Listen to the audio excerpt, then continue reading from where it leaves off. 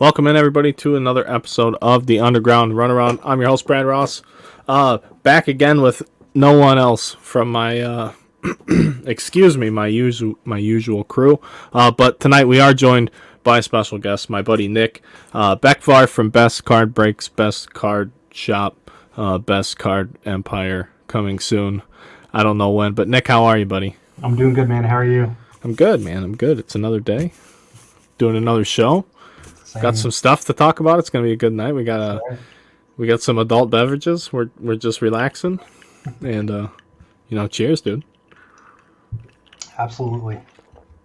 Yeah, I'm looking forward to this. Been wanting to get on for a little bit, and you finally, after hours of begging and nonstop harassment, here I am. I mean, it takes a lot, So, no, man. I'm glad we got to work it out. It's never easy, especially doing what we do. The schedule is, you can always set it, but it's always subject to change. So yeah, man, it's cool to have it work out together, especially in the evening time, because this is like prime breaking time. I see Decker's hanging out. There's Is Scott too. Oh yeah, who do we got? What's up, dudes? Oh yeah, the collab people didn't know they needed.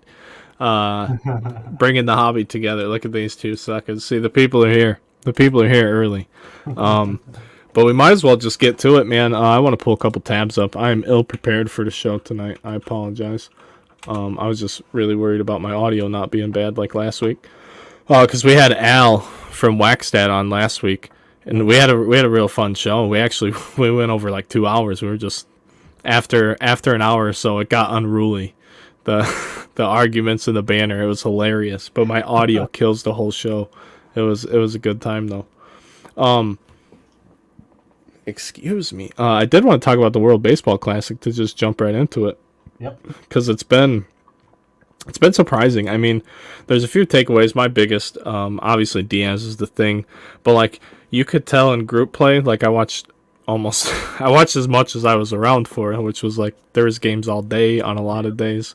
In the group play, the way Team USA approached their pitchers was different to every other team. Like they were literally treating them like spring training pitchers. So for anyone to be upset that they lost to Mexico, things like that, it is what it is. It doesn't concern me. But they said the whole time they were trying to let those guys get their work in, and they weren't treating it like a do or die playoff game like some of the clubs did. But it worked out well for us. I'm super excited for that. And then outside of that, to see Puerto Rico pull the upset, Yeah, I guess. The Dominican, it was a kind of a coin flip between them and USA. Who's the best in the Classic? And they're gone. So right, gone. 20 teams, eight survive, and they don't even make it. Wild. How do you go 2-2 with that lineup? Yeah, it's unreal. Especially when pitching is so weak. Right, because Team USA's lineup is beyond stacked. The most stacked offensively you've ever seen from them. But the pitching is what it is. I think in the general tournament overall, got minor league pitchers playing, like the Steinmetz and then the guy from Canada, that these guys are facing potentially for the first time ever these all-star lineups and getting lit up.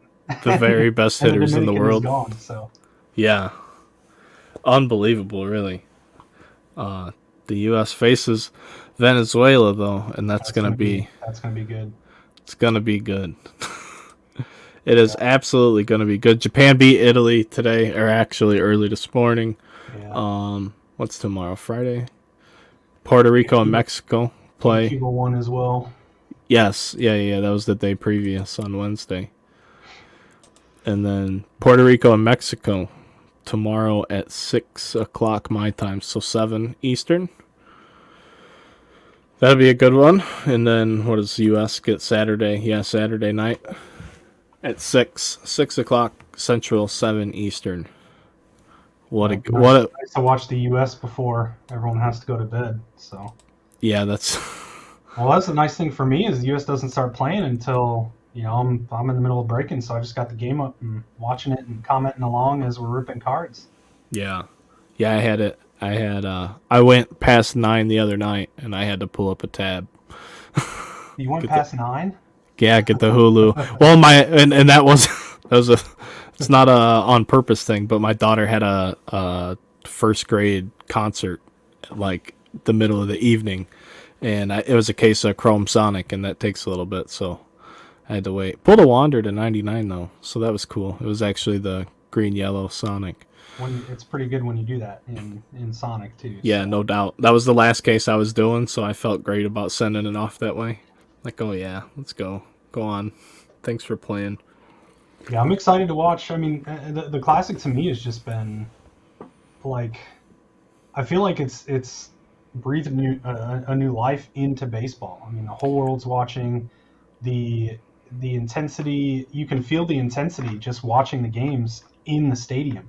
It was picking And up steam, and yeah, then 2020 killed it. So I hopefully it recaptures that, because it started, and people are like, "What is this? What are we doing?" And then they do it again, and then Stroman and all of that. Adam Jones making a jumping catch in center field.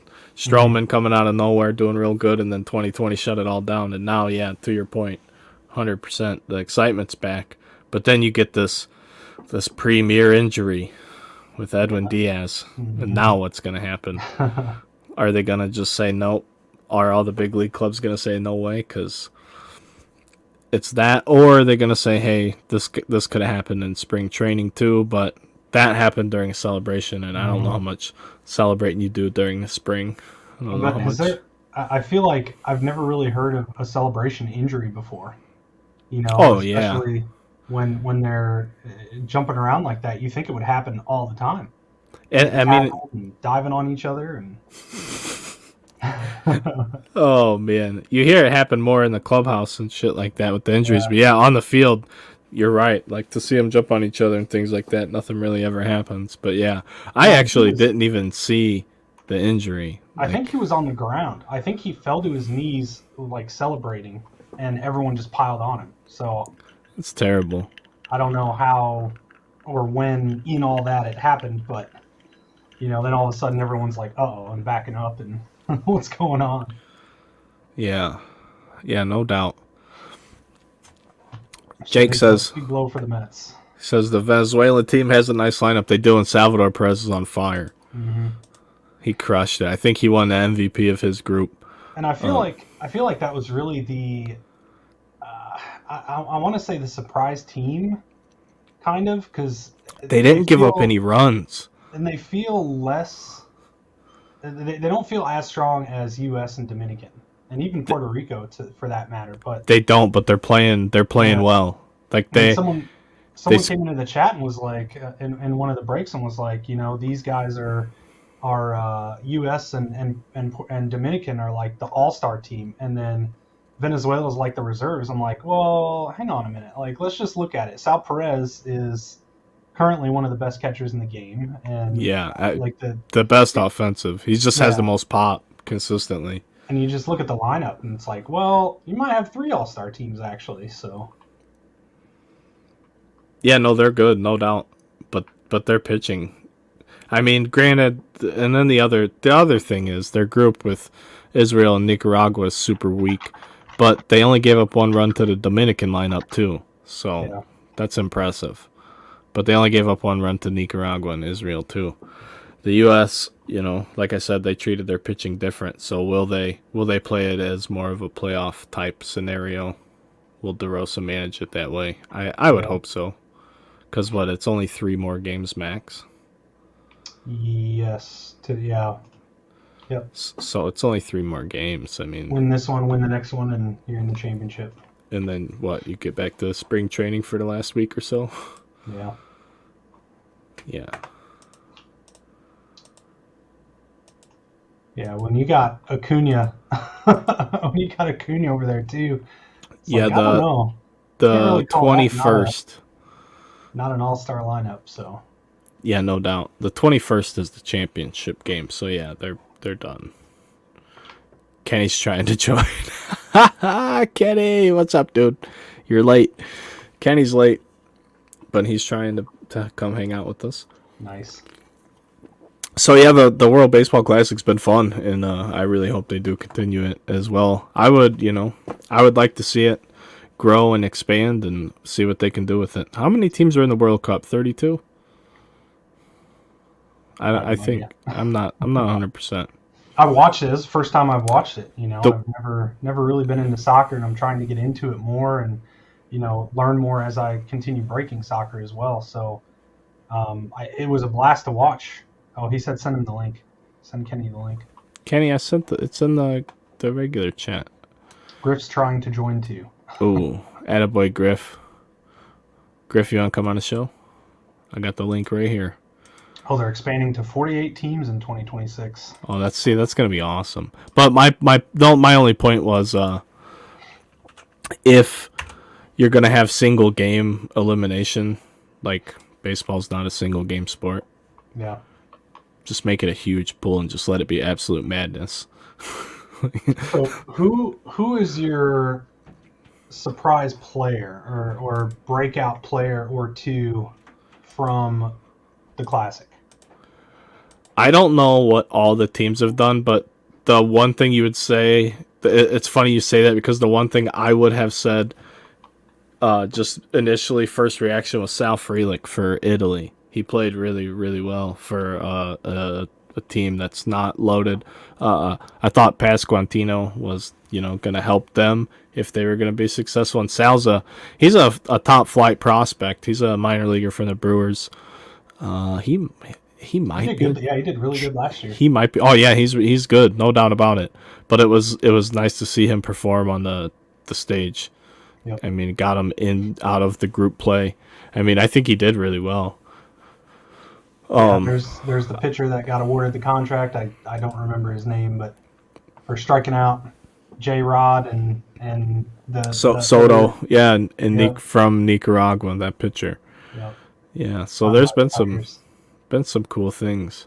I think the biggest breakout in the hobby, if you will, is Joey Meneses, minor leaguer for the Nationals, and he was hot right after that Soto trade, though. He was the one who came up, and that's when he got called up, because he's an older guy, if I'm not mistaken, right? Let's see. Shows his age. He is. He's 30. Yeah, I did not realize that. Yeah, he came up after the Soto trade last year, and he actually did really well. I only know that because I picked him up as a guy in fantasy out of desperation. With a 324 average. Yeah, but he's absolutely crushing it too. I forgot about him until you said that.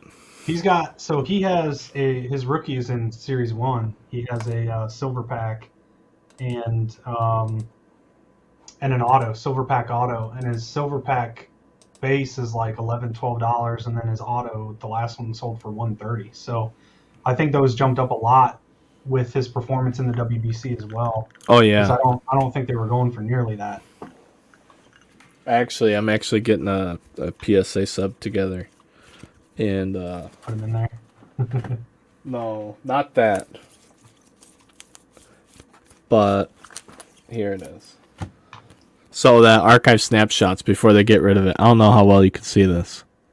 Yeah, Lars Nootbaar. Yeah, there we go. Is that the 101? Yeah, it's the 101, Lars Nootbaar. So I don't know if I'm going to grade it or if I can auction it, but he's doing real well for Team Japan. Yep. Mm-hmm. And that's a rookie 101 technically. So he's always been a sleeper to me. Especially early on. I felt like early on in 2022 products when Nootbaar was in there, I feel like the Cardinals were a solid team to take because of him. The Cardinals always seem to have a rookie that you can at least give a second look to. And I'm a Cubs fan. I hate to say that. Seems like every year, no matter what, they have like I like Yepez, just like as it pertains to being a quality big leaguer. I don't know so much about commanding hobby value because people were hoping Gorman was going to, and I don't know how much he is. He's so good though. Just from the time he's been a prospect, right from 2018 draft, people have been interested in him. So it's interesting to see his value not necessarily follow suit because he hasn't been bad. He's been a good ball player. But every year the Cardinals have somebody. Kenny, what's up, dude? Hello. You're late, dude. You're real late. I'm always late. Look, they're on it too. The chat's on it. They know.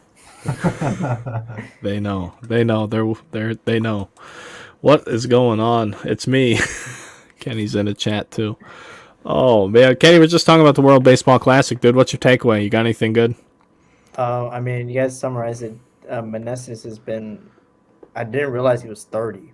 Yeah, but neither until just now. I only know this because I picked him up in fantasy last year because he had like 3 good games. I'm like, there's no way he's gonna keep doing it. I picked him up on an off day when I dropped the pitcher, and he like hit a home run or 2 for me. I'm like, fuck, I can't drop him. And then, I kept him for a while, and he had a good year. But he's old. I don't know what hobby value he's gonna maintain, but more power to him. He's gonna be a fan favorite. He's already becoming a Mexico legend. And then a Rosarena, too. Oh, my goodness. Randy. He's made for the moment. I mean, that's my guy. Eating popcorn outside the dugout in the playoffs, stealing home, signing monster gloves. Yeah, whatever it is, Randy's got you covered. I love that guy. Fake autographs. It doesn't matter, dude. It doesn't matter. Him, Austin Meadows, anybody. They don't have time for that. Oh man. What else? What else you got to say for yourself about the WBC, Kenny? You got anything good? I mean, Edwin Diaz getting hurt. There's been, all the takes of, the World Baseball Classic should be a thing, or in Max Scherzer's point was they should be a mid-season thing, but that doesn't make any sense to me. But yeah, I'd rather get hurt at the beginning of the year. You have more time to recover. Yeah, that's my 2 takeaways. USA offense, the offense is starting to wake up. The starting pitching is kind of on par with what I expected. Yeah, but not that good. But like I said, I don't know how long you've been here, but they've been treating them like spring training starts, letting them stretch out. Like 3 innings, 4 innings. Right. They're not pulling them like one time through the order or any of that. So I don't know. That's really all I got on the old World Baseball Classic. Right. Nick is just typing up a storm. Check this out. Bam, we'll mute him real quick. That keyboard is mechanical, bro. You should hear that motherfucker go. Hey, I mean, it's better than hearing Pab's kids run around yelling. No, if he's playing Fortnite right now, I'm going to kick him in the ass. We got to do a Pav check live on the podcast. Mike Pav, are you playing Fortnite right now? I hate opening my phone. I got to wait for these notifications to stop. Pav Daddy Gaming. No, he's not playing. He's not playing. I wonder what he's doing. He's too good to hang out with us. My own co-host doesn't want to do the show tonight. I don't know. He's got something going on. He said he couldn't make it.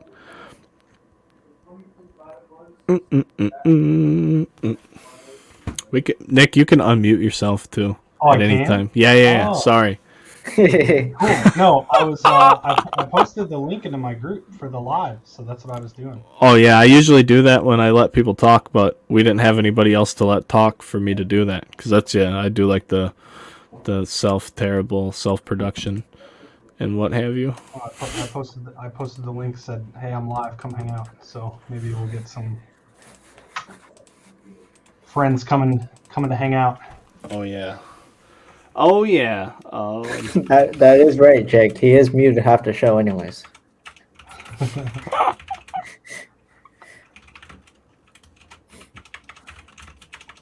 Oh, we gotta mute Brad. Listen to that.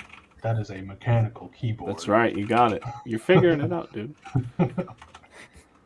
Well, it's probably because my keyboard's also literally right next to my mic, and it is very loud, so it doesn't help. Yeah, that's fair.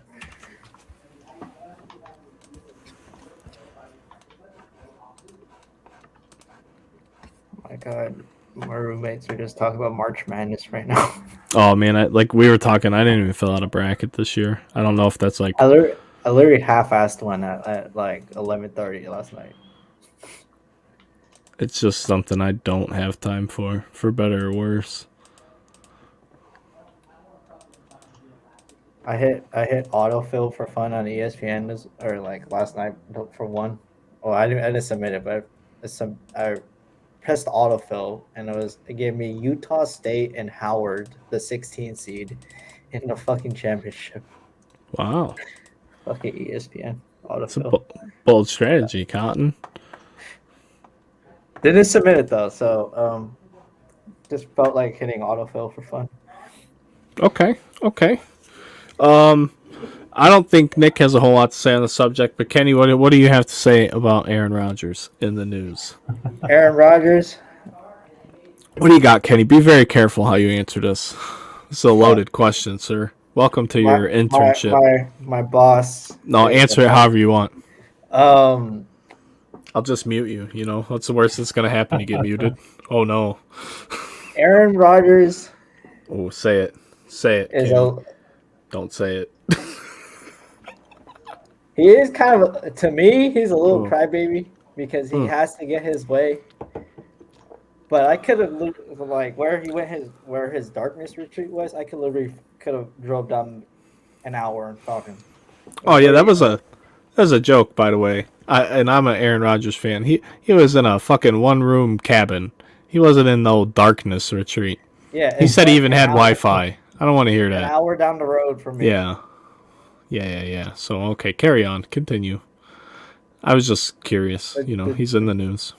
The Jets are gonna fuck themselves over for whatever they give up for Aaron Rodgers for the next 5-10 years. Not like the Jets have been any good for the last 5-10 years, but I'm curious if they're like getting a guarantee from him on a length of time. Like, hey, we're gonna make the move for you, but we want you for 3 years. How many? You know what I mean? I wonder if they're gonna get him to commit to a certain amount of time, or if that'll even come out. Yeah, because they're not gonna give up a shit ton of picks for 1 year of Aaron Rodgers. 1 year and then another darkness retreat. I was surprised he was still in Green Bay last season. So I wasn't. I was in denial. I don't want to see it end, but it is what it is. I think I might be the only appreciative Packers fan. Some of these Packers fans are awful. They're so done with Aaron. That guy's one of the greatest arm talents of all time. You're just done with them. I'm not saying you gotta like everything about the guy, but man, he's good. If Jordan Love's not good, then what? What if we turn into the Bears and we don't have a quarterback for the next lifetime? Nor do you guys have receivers. Right. So exactly. That's what I'm saying. The Packers are about to find out just how good Aaron Rodgers was, and I think the rest of the doubting people are too. I think that's what's going to happen. I think Aaron Rodgers is going to go to a really good situation in New York where the offensive line isn't great, but that's not something he's not been a part of before. And he's going to have some offensive weapons and a defense that's pretty good, and that's a scary thing. If he only needs to score 20 points a game and he's scoring 30, look out. I mean, you got 2 Rookie of the Years on the team. So. And Breece Hall coming back yep. I mean, oh my goodness. Oh my goodness. I think that's going to be they're immediately in playoff contention and pushing for the title right away with that lineup. Yep. Yeah. And he also has the comfort, he's familiar with their offense, or because their offensive coordinator is now Nathaniel Hackett, so he has some familiarity with what he wants to do with the offense. Yeah, I mean, I don't know. I didn't want to talk about football a whole lot, but Aaron appears to be a Jet at this point. It's just not a done deal. And, let's just talk about Prism football. Nick, what do you think about Prism football, buddy? I think it's extremely good. Very good product. I've always been on, just in this year's football in general, it's rough right now with the season being done and there's no football hype. The market's kind of on the downtrend, and you got all these awesome football products releasing. We got Flawless to come, and Obsidian's next week. Obsidian's always great, and there's Obsidian is great. There's no hype for football cards right now. So I think that's a huge problem, and I hope they can fix that. But beside that point, I think Prism's awesome. I've always been on the side of, there's Pickett played great at the end of the year. You got Sam Howell that got a little chance at the end of the year. Malik Willis played a bit. I mean, he's got some work to do. There's no like superstar quarterback, but the rookies are deep. The rookies are deep in terms of like there's so many starters, so many guys starting, so many guys playing really well, so many guys that had a great year, and even during the season, I feel like football just the hype wasn't there, and I'm kind of hoping that Prism is bringing that back, even though it is the off season, and so far, I feel like it has. I mean, the breaks have been going well. I think the product is really good. They expanded the short print checklists, so there's more hits for every team. Yeah, there's hits for more teams. Sure. A good case for more teams this year. And we had a case, we pulled 2 of them. We pulled 2 of the short prints. So if you can get 2 to 3 of those per case, I mean, that boosts the product so much. But even what I'm seeing on the market right now, a lot of stuff is just selling very, very well. Even for like Jahan Dotson selling really well. I mean, I sold a pair of Bailey Zapp base cards for $10 a piece, and he kind of fell off the train. So sure. The market is strong on it right now. Obviously that might come down as usual, but I think it's great, and it's like half the price of last year. That's exactly what I was gonna say. I'm like, even if you just go back to like Select was like $15,000 a case at retail. Like how silly did it get for a minute? So like, yeah, like this crop of talent might not be the best. Yeah, the season's over. But even though it still seems like it's expensive, it's not nearly what it was. Mm-hmm. And to your point, if the singles are still selling well, like I remember I think it was last year's Select. We pulled a second year Herbert to like 35 on, I think it was the second week, because we actually ripped a little bit of that, which I was surprised with. And just a silly second year Herbert, we consigned it. It went for like $1,500. Non-auto, number to 35. Just some of that stuff sells really well, and then it's hard to get like the general baseball community to look at it outside of like the autographs. Like, hey, you have all these great short print sets, and then like you said, they added them this year, and they're like, oh, that makes your print runs worse, blah blah blah. Like, no, dude, that makes more cool inserts to get. Like, what? why are we always looking at this in the wrong way? And like, I'm not even the world's biggest fan of Panini personally, but like, I like what they did to improve upon what they've been doing. So yeah, with their key release, it's just too late. It's late. Yeah, well, and the same thing with basketball. I mean, basketball products, we're just now getting 22, 23 stuff, and the season's winding down.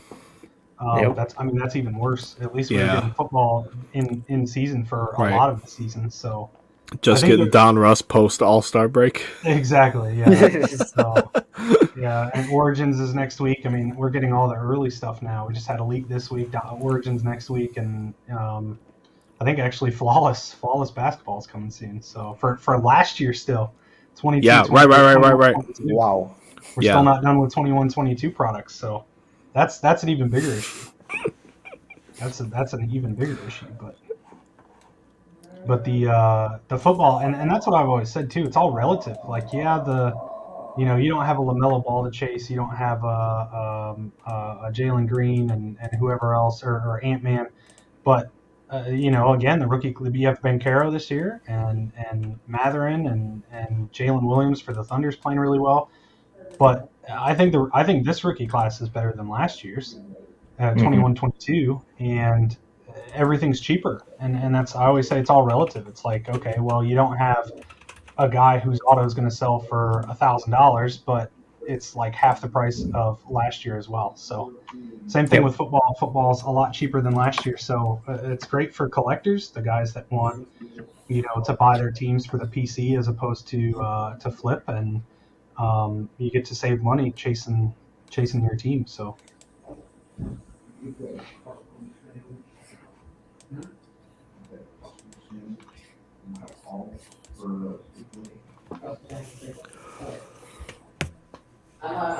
So, moving on from football, I want to talk about my favorite product of the year, which is super late as well. Super late.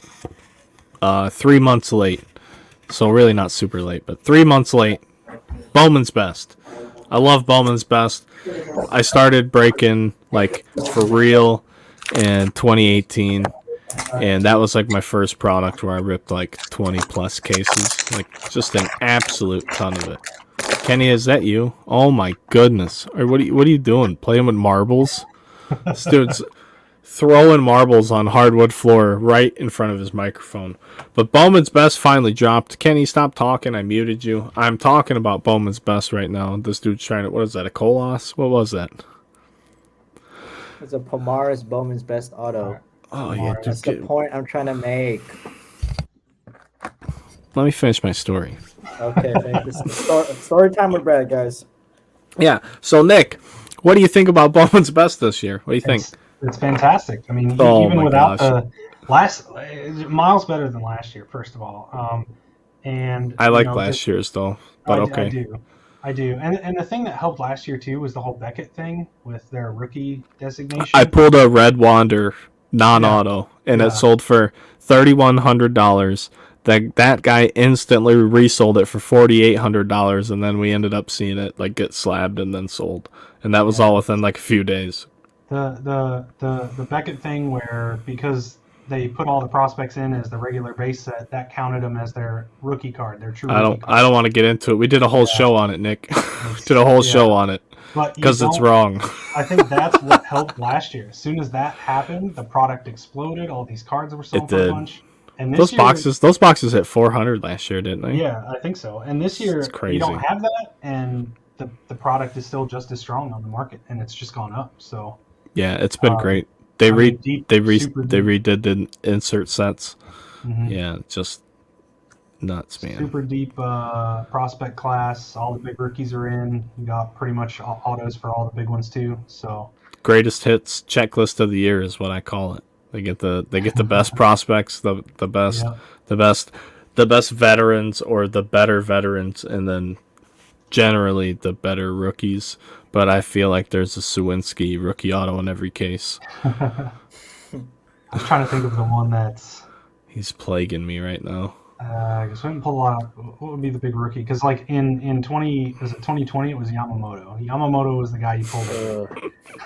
Now he just retired. Yamamoto. Yeah, he did. All the guys that had the Yamamoto rookies hoping the Mets could fix them, and nope, he gone.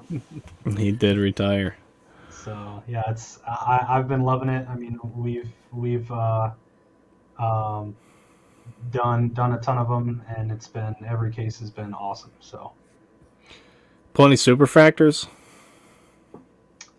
We did the first like 3 cases. I think we had a superfractor or three superfractors on day one over however many cases we did, and no massive ones I don't think. But I feel like a lot. Like day one, you saw superfractors everywhere. So I've been teasing superfractors since I started, and I'm yet to pull one. I pulled a damn plate today, a plate auto. I'm like, come on. Like I was like almost, it was so hard for me to not get visibly upset on camera. Like, you know, like I wasn't pissed for the consumer, but I was pissed for me. Like, damn it. Where is the superfractor, dude? I've ripped a ton of cases. I just want the superfractor. We've pulled every conceivable other parallel other than the superfractor, and then we got trolled with the plate today. So I was like, man, I don't know. But no, I love the product. It's incredible. Yeah, we haven't pulled one in a week, so it feels weird now. But yeah, it's been great. I'm loving the product. I mean, we're still going with it. So. Yeah, it's terrific. What next week is Gold Label? That's it for baseball? Like 22 Gold Label and then 22 Platinum Anniversary with the 1953 design. I think that's it for 22. Is that next week? Actually, Stadium Club Chrome as well. That's in like 2 weeks. 2 weeks, yeah. No, next week is Gold Label. Platinum Anniversary got pushed out to April now. It's April TBD. So Jeez. Same thing that happened last year. We got that in like March or something. Yeah, so. It was late, and it was like 10 months late from its original announcement. I remember hearing that announcement, getting excited, and then forgetting about it, and then it coming back, and then they're like, "Oh, it's a 700 card set," and everybody went, "Ew." I know the new one's only going to be 500 cards. I remember reading that on the sell sheet. It had the massive auto checklist as well with on-card autos. So that I wonder if that, because I don't remember there being any redemptions in that product. But I pulled out Orange Nolan Ryan was like the best auto I pulled, but there was some good ones. There's a lot. Everything was on card. I thought it looked great. It was just such a tough, hard to hit the guy you want type of Dynasty product. is early April, Scott, but I think 22 Dynasty already came out, right? 2022. I think it's an early release, so I think 2023 Dynasty is the one coming next. But I could be wrong. Maybe it is 22. I'm not sure. I think it is 22. Yeah, it's usually later in the April. Year. So yeah, we're starting. I mean, I think we still have. What's the next 2023 product? I think is it's one of the high-end sets. Not Definitive. Definitive is one of the next releases. So, and Sterling as well. So a couple of high-end sets early, and I have no idea when. There's nothing else 2023 on the schedule yet. So yeah, I don't know. I only knew about next week. Yeah, it says Dynasty is 4/12, but it still says to be announced. So it still hasn't even been technically announced. They just sent out a new update a couple days ago. Yeah, Bowman Baseball's 4/26, but it still is to be announced. Oh, they are making an Athletes Unlimited product. Yep. 4/26 says to be announced. I was pretty interested when they were talking about their scoring system. I feel like that could maybe... They said it didn't, but I feel like that could affect the integrity of the sport. They said... Sorry, people probably don't know what we're talking about. I don't necessarily want to get controversial. So we'll just move on from that. What did you think about the industry conference? I was expecting a little more, but overall good. It's nice to see a little bit of direction on, what's happening, what they're doing to some of the products. It sounds like they're beefing up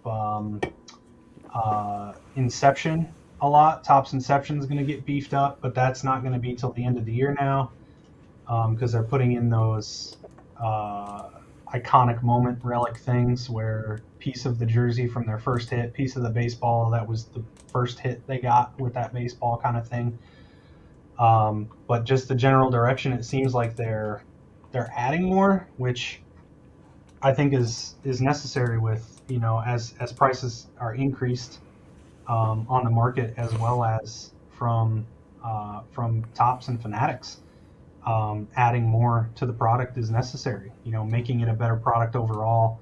They crushed it with Series 1. Series 1 is phenomenal. Just all the extra short prints you can get, the gold mirror image variation is amazing. I hate it. Okay. I hate it so badly. Would you rather pull a short print, a $2 short print every box, or one of those? Well, here's the problem. Before you had the short print set, and it was 25, no more than 50 people. And then you had the super short print, and sometimes that would be a legend or whatever, an actual photo variation. And I like that. I like to collect that set instead of collecting the 350 card set. You just think it's too big. But, now it's impossible to do it. Yeah. That set is so hard to make.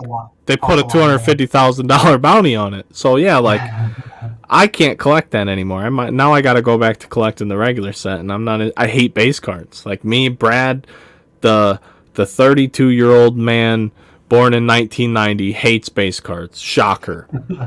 Sorry, I love badass inserts and cool refractors. Like that's what I'm into. Like base cards, building sets. I like that. I like the concept of building sets, and I like putting like insert sets together. I don't want to put together a big monster 700 card set. I'm not doing it with base cards. Sorry. I understand the direction the hobby's going too, and to people that complain, at least this is just my opinion, people who complain about overproduction. Well, the hobby is going to be more accessible, and I think that's going to be a beautiful thing. And the marketing they're doing, like the biggest thing I could tell anyone, my biggest takeaway from that whole conference, sorry, I had to burp, excuse me, is that they're not, like, they're saying things, like they're telling us what they're going to improve upon and how they're going to make adjustments and whatever, and how they're going to market this and that, but they've already put their money where their mouth is, like, and even with their, like, the MVP buyback program, like, yeah, they kind of botched the Topps Chrome release, and then they made it right with the silver packs, which are insane. So, and then after the fact, they implemented that buyback program. Like, how many millions of dollars do you think that is? That's just tons of money. So they're doing it again. That's just them literally putting their money where their mouth is. And I don't even participate in the program, and it helps me operate my business, because you can balance your checklist out more. So, and then next year it's going to be more interesting knowing that it's coming back, because now, like, come mid-season, or like August, September, after the All-Star break, you can start thinking, hey, I think so-and-so is going to win the MVP, and then they're going to be the $20 card. Like, people are going to start buying and selling Topps Chrome base cards like as commodities. People are going to be stockpiling them. And that's something I had a couple of conversations with at the conference when they announced that was coming back. Because, you know, historically we get Topps Chrome in July, you know, if it's July, August again this year. And at that point, you know, you got a decent idea of a handful of guys that could be MVP. And you're not only going to see that in the speculation from collectors, but breakers too. Like, it's going to affect your team pricing. You know, is Juan Soto above and beyond everyone else? Well, your Padres are probably going to go up in price, you know, like stuff like that. So sure. And I think as a breaker, you have to consider that as well when you're pricing. You know, just who, and I don't mean, you know, like right now, I think the Cardinals and the Yankees, I mean, you're in a full case, you're over $100. And I don't necessarily mean if the Padres have like nothing else, you're going to throw them $150. But, you know, you got to consider who's in the MVP running as you price your teams, and check the market too. Whose base cards are selling for $5 to $7 that otherwise would be 50 cents. Right, so right. That's so wild. That's so wild. Crazy. You're absolutely right. There's literally going to be, I bet there could be 5 to 7 players from each league. So you can have 10 to 15 base cards that sell for $3 to $12. Like, that would be 10-cent cards, like quarter cards. Like, that's a real interesting thing for people. Like, it's just another avenue to enjoy the hobby. Like, they just created another way to enjoy it. You don't have to like anything in this hobby other than Topps Chrome base cards, which is something I cannot stand. You don't have to like nothing other than watching Big League Baseball and Topps Chrome base cards, and you could just fall into a ton of money. I mean, you know, you can enjoy, or you could just enjoy the hobby that way. It's just, that's why I love doing this stuff. We get to do it every day, and there's something cool, you know. Whatever you can think of, you can be that creative with it. I could tell Kenny, tell me who the MVP is going to be, and then I can go stockpile Topps Chrome cards, and then blame it all on Kenny, or take all the credit from him. I mean, either way, he loses and I win. It's great. Moving on. Do you have anything else anything else you want to talk about from the conference? You said you thought it was a little bit more. What would you have liked? What else?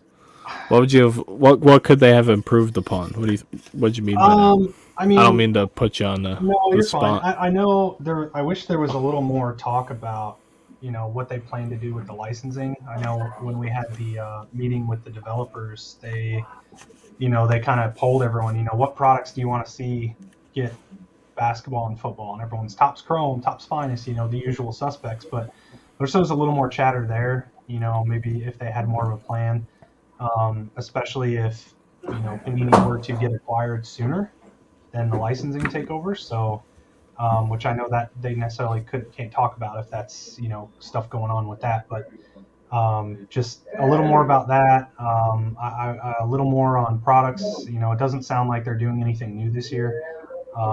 Any new products like last year they announced Gilded Collection, they announced Pristine, and I think they said that they're not doing anything new this year, which is a little bit of a bummer. And they're actually taking away some products, which I think is great.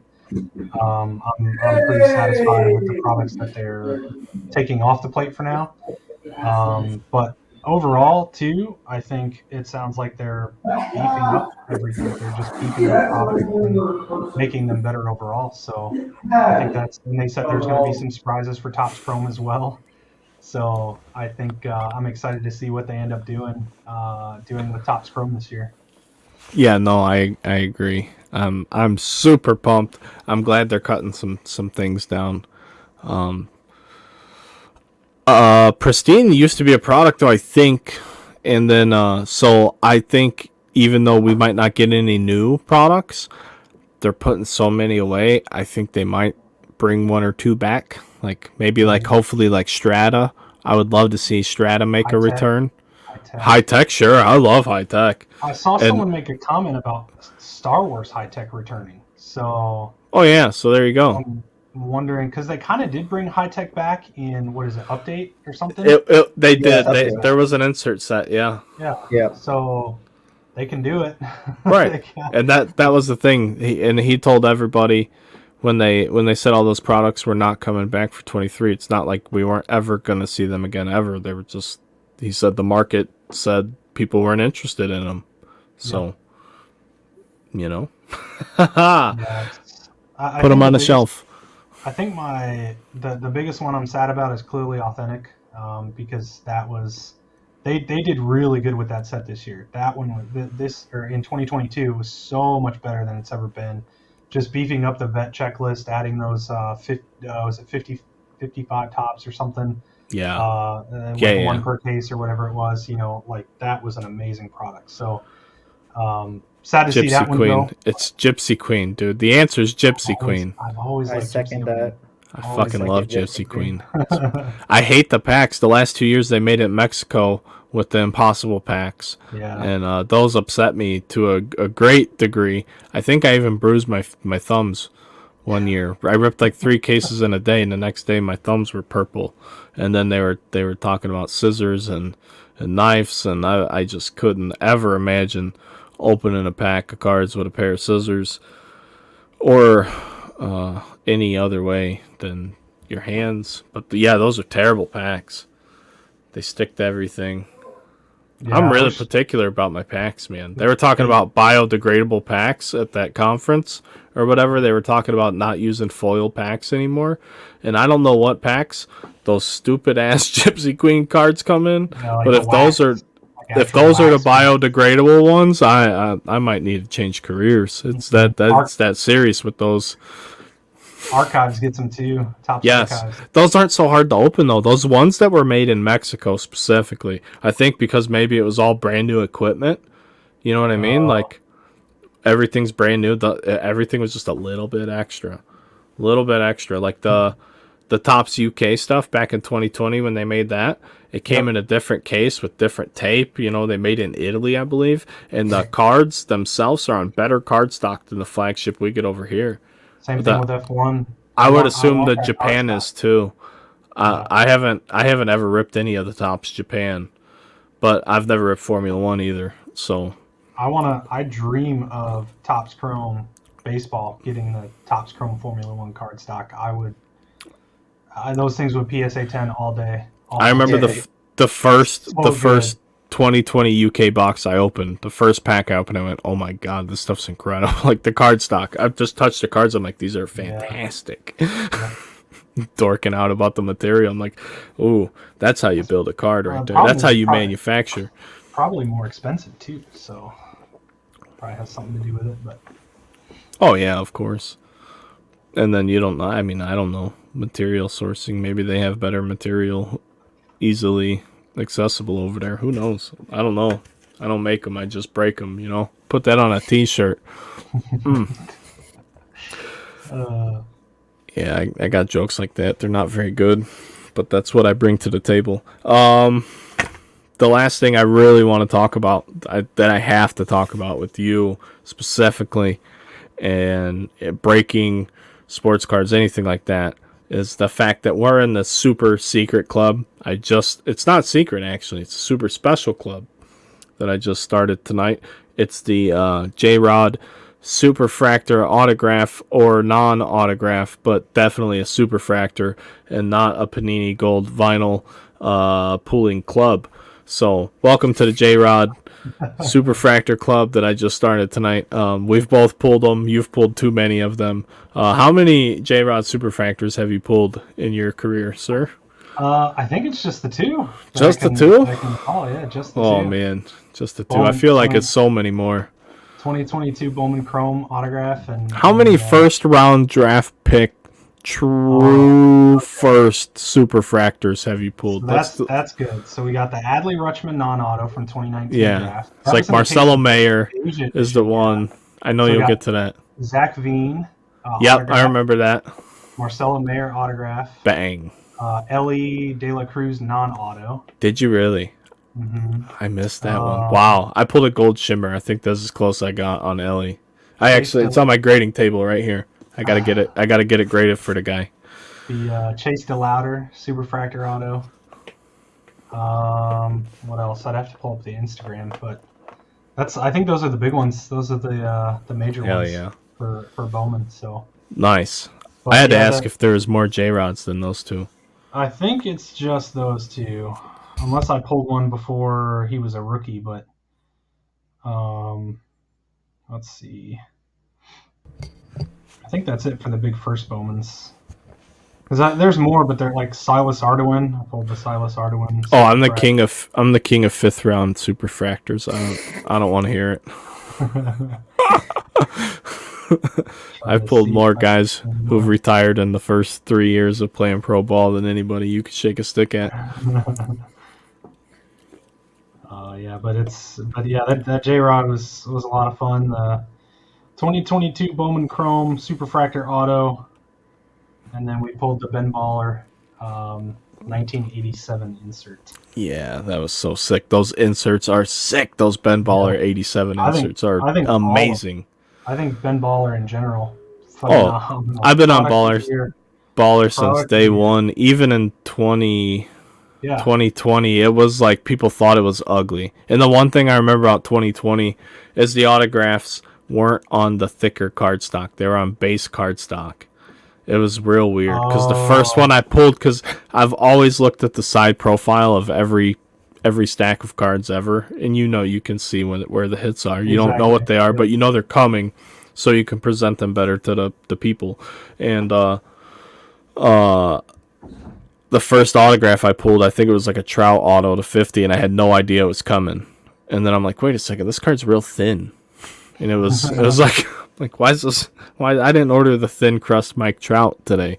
Like, can we get this on some better material? I was like almost upset. And then like even design aesthetically speaking, from 2020 people weren't nuts about it, and then in 21 it was better design, and then this year it's just so nice. Mm-hmm. It's so nice.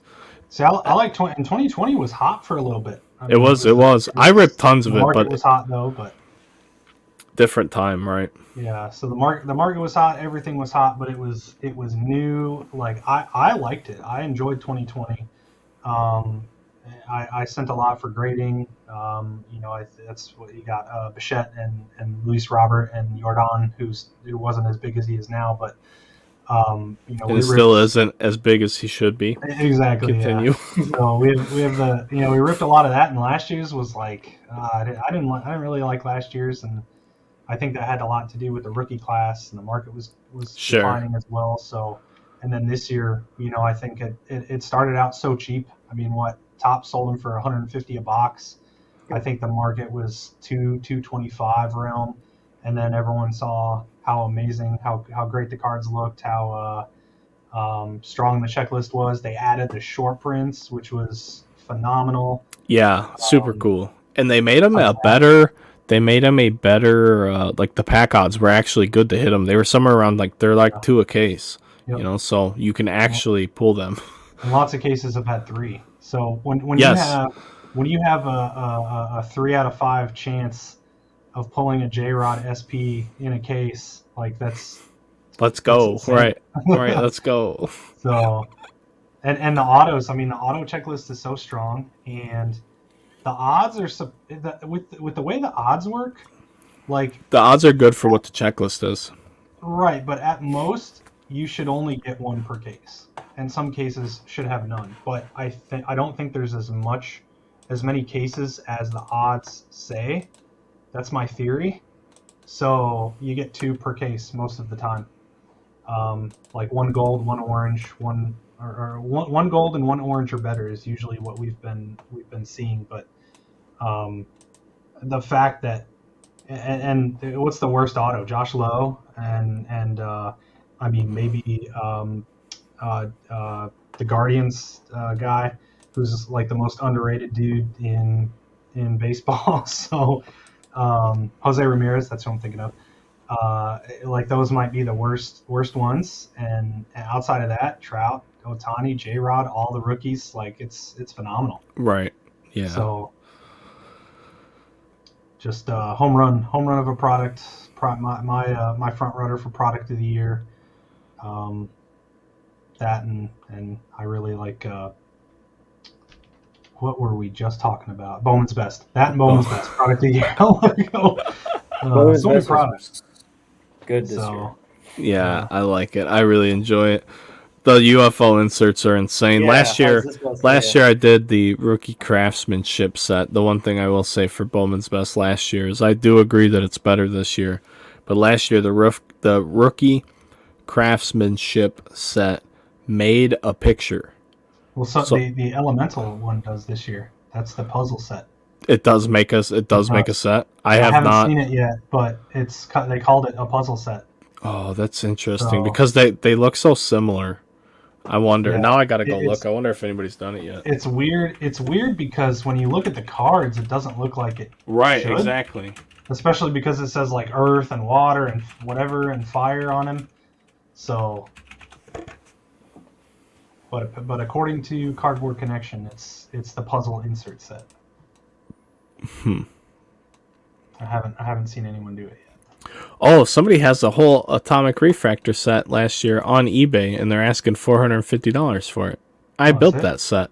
Yeah. I don't remember what it cost me to build it. I actually kept track. I want to say it was quite a bit of money. Yeah, I think it was pretty hype right around then. Everyone was trying to build it when they boxes found out it was a puzzle.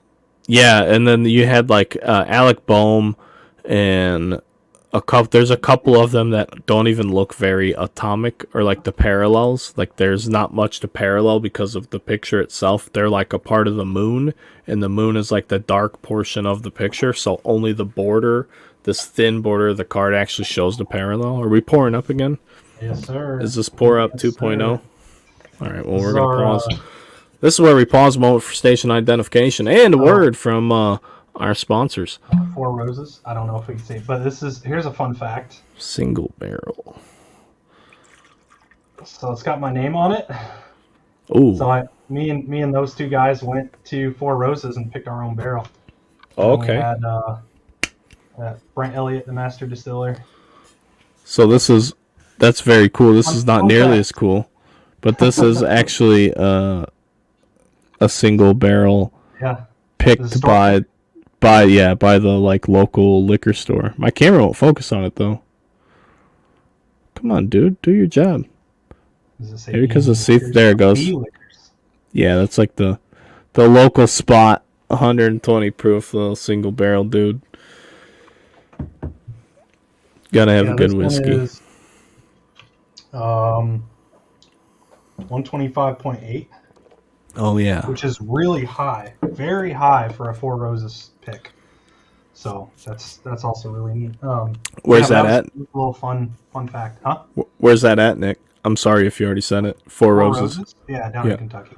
Kentucky, okay.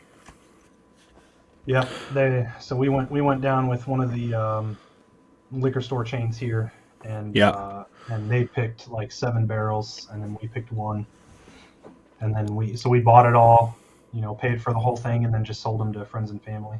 That's awesome. Gave them to friends and family. Right. I went to Tennessee this past summer. We actually went. The reason I wanted to go was to watch baseball, so we went to a couple Smokies games. Oh, yeah. And we went to all the places when you go. So like maybe that was our first time as a family in a tourist area. We're like in the Gatlinburg area, and that's like real. Like I don't know if I'd ever go back. Beautiful nature, terrible touristy stuff. Just terrible. And we went like I wasn't worried about the expenses. I wanted to get the experience. I wanted to do all the things people say to do when you go do these things. Because like we were, Nick and I have talked about this. People don't know this, and I don't want anybody to feel bad for anyone. But like I don't get out much. Nick doesn't get out much. Like we do a lot of grinding. This is a grindy business. So when I go on vacation, I want to go get the experience. So we go do all the experience things. They all sucked. Like all the restaurants, like you got to go here, you got to try this, you got to do that. Everything anyone suggested, they were all terrible. Like what? Like you people you guys need to figure out how to enjoy different things because it's terrible. So my wife and I were like, we're done taking advice from anybody. We went and did like anything else. If somebody said go here, we went to the place right next door to it and like instantly started having a better time. Found 2 of the best breakfast joints I ever had in my entire life. I posted a picture, I think just on my personal page. I don't think I posted it on my Instagram or anything. But the breakfasts in Tennessee they give you are like for the day. I'm talking about biscuits and gravy, sausage, pancakes, hash browns, waffles, toast, flapjacks, grits. Just it's unbelievable, and it's less than like 20. It's like $15. Like 2 different spots. Just terrific. The place we ate when we were leaving, like for the ride home, it was the best thing to do. I had a good bowel movement in the morning. We're getting there. We spent a beautiful weekend together, Nick, so now you get to hear about my bowel movements on the podcast. We went and had a huge breakfast, fueled up, and hit the road, and we didn't have to be worried about being on the road with that much food in our system. It was a great day, but the Tennessee breakfast was good. Everything else sucked. Like all the little theme parks and stuff. I'm like, just go to the baseball game. How are we in this, like the mountain? We went through this nature trail. Very cool. But just not. This is in Gatlinburg? Yeah, Gatlinburg's Sevierville, I think is what it's called. And you can go, if you get in Gatlinburg area and you go stay in the mountains, dude, you can get in an awesome cabin where like there are bears and stuff, like walking around. It is really cool. But like it's too touristy. It's too touristy to be that type of destination. Like, who wants to have seclusion and a party at the same place? And that's like where they meet, I think. So I think maybe that's Tennessee in a nutshell.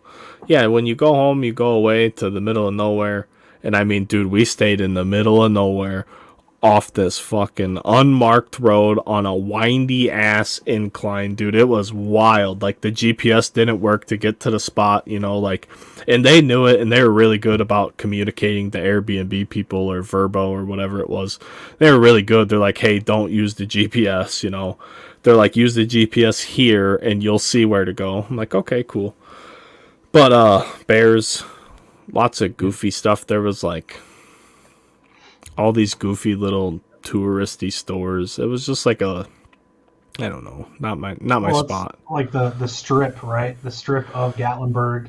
I think the coolest thing to go do there is the moonshine places. I mean, that was fun. And we had the kids, but that was actually so here on the Underground Runaround podcast is what we do. We go all the way around to get to the point, and the point was after all the bullshit with the people and all the suggestions, we went to this place and it looked newer. It was in a newer strip mall, and they had an outdoor they had like cornhole set up and like all these different outdoor activities, but it was called Junction 35. It was a distillery and it was a restaurant too. Mm-hmm. Restaurant was terrific. It was great because we could take the kids. So we had the kids. We took the kids in there, and then they also had the bar, and they had all their like bottles, and you could purchase alcohol and stuff too to go. You know, if you wanted to take it with you, and they had merchandise and all that. But nobody even talked about that place. They're like, "Oh, you got to go to the Old Smoky place," and you go to the Old Smoky place, and as my college baseball coach would say, it was elbows to assholes in there, and you couldn't move. Couldn't move at all. I'm like, yeah, you could take your kid in there, but like my wife was real curious about the place, and like she couldn't even enjoy her like time of trying to, obviously probably not the place to go with kids, but like she couldn't even get that experience there. Then we go to some other like less talked about place. The alcohol was terrific. I bought a few single barrel bottles for me and some of my customers actually, because it was that good, and they had the samples there too, like at the Old Smoky place, and that's what they tell you when you're in Tennessee. Go to the Old Smoky place. They'll give you all the free samples, and you can belly right up to there. They have a whole big ass rectangle. They got bartenders inside of it. You just tip them, and they'll keep giving you all the free samples. Blah blah blah. You go anywhere else in Tennessee that sells whiskey, they're doing that too. Trust me, you're not missing out if you. And I'm not saying don't go to the Old Smoky place. But if you like it a little more low-key, go anywhere else. And they had good food at the... Shout out to Junction 35. But enough about Tennessee. Enough. I don't know if I'll ever go back. My kids want to go to Boston this summer. I told them I increased the summer vacation budget. Let's put it that way. So, I got my wife on board with a budget, Nick. My whole life's changing, and I didn't even have to give myself a raise. Like budget for vacations or no, like for full-time for the month to month. I said, babe, listen, this is what we're doing. I would love it if we could stay below here, and we can save this much every month if you just are right here. And she's kicking ass, dude. I checked today. We're a little past halfway through the month. She's not even halfway to the number. It's terrific. And with the number, we're already saving money we haven't been saving. And I want to know how the hell we haven't been saving that money all this time. So it's wild what's going on right now with this budget thing. I'm excited. It has increased the summer budget. And I don't know what we're going to do this summer. The kids want to go to Boston. You ever been to Boston, Nick? I have. It was a while ago. I think I just turned 21, so we did the the Sam Adams Brewery and stuff like that. But it was for Magic: The Gathering.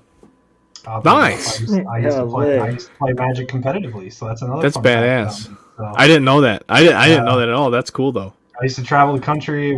Flew out to Germany. Won a tournament to play on the Pro Tour in Germany. So yeah, that was, I never got serious, but I was that age group that was like just too old for Pokemon. I was too young when Pokemon came out to be serious about it. Yeah. Uh-huh. And then like when I was hitting that middle school age, that's when the Yu-Gi-Oh popped off. Yeah. And that's when we like actually played that game. I played that for like 2 or 3 years, and then it seemed like that just fizzled out. But I think people are still into it. But that was the game I actually knew how to play. Because for me, it was like, I think I did Pokemon and sports cards at the same time when I was a kid. I was kind of running them both, because I remember I had a binder full of Michael Jordans, and then I had a binder full of Pokemon. But I started a Pokemon in base set. I mean, 99 when the game came out, like I started. So I was playing at Toys R Us every Friday night for the Pokemon League. So you're right there. Chaser. Mm-hmm.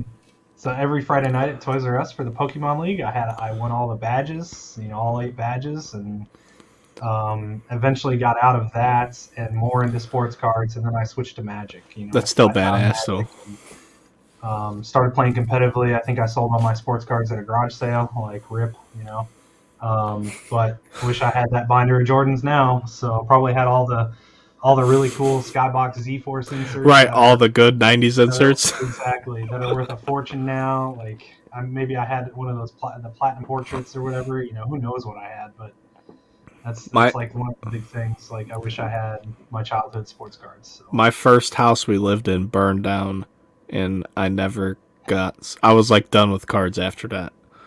Like, oh, we're good here. And then, well, what happened was, so I'll admit it. You said you played Magic the Gathering, dude. That's cool. I got no problems with that. I fucking 1995. I'm 5. PlayStation, dude. I got the first PlayStation. I think in '97, maybe early '98. Our house burned down. Actually, so this is a wild story, dude. Sitting in it was after first. So I think it was '97. Excuse me. We had a Lazy Boy rocking chair or whatever. It had like fabric, whatever. It wasn't leather. I'm sitting in it, rocking back and forth, watching the Beetleborgs. You remember that show? I don't remember that show, but I remember the name. Yeah, I remember the name. It was like the little Beetle dudes on TV. Yep. After school cartoons, 90s kid. All of a sudden, the chair I'm sitting in is on fire.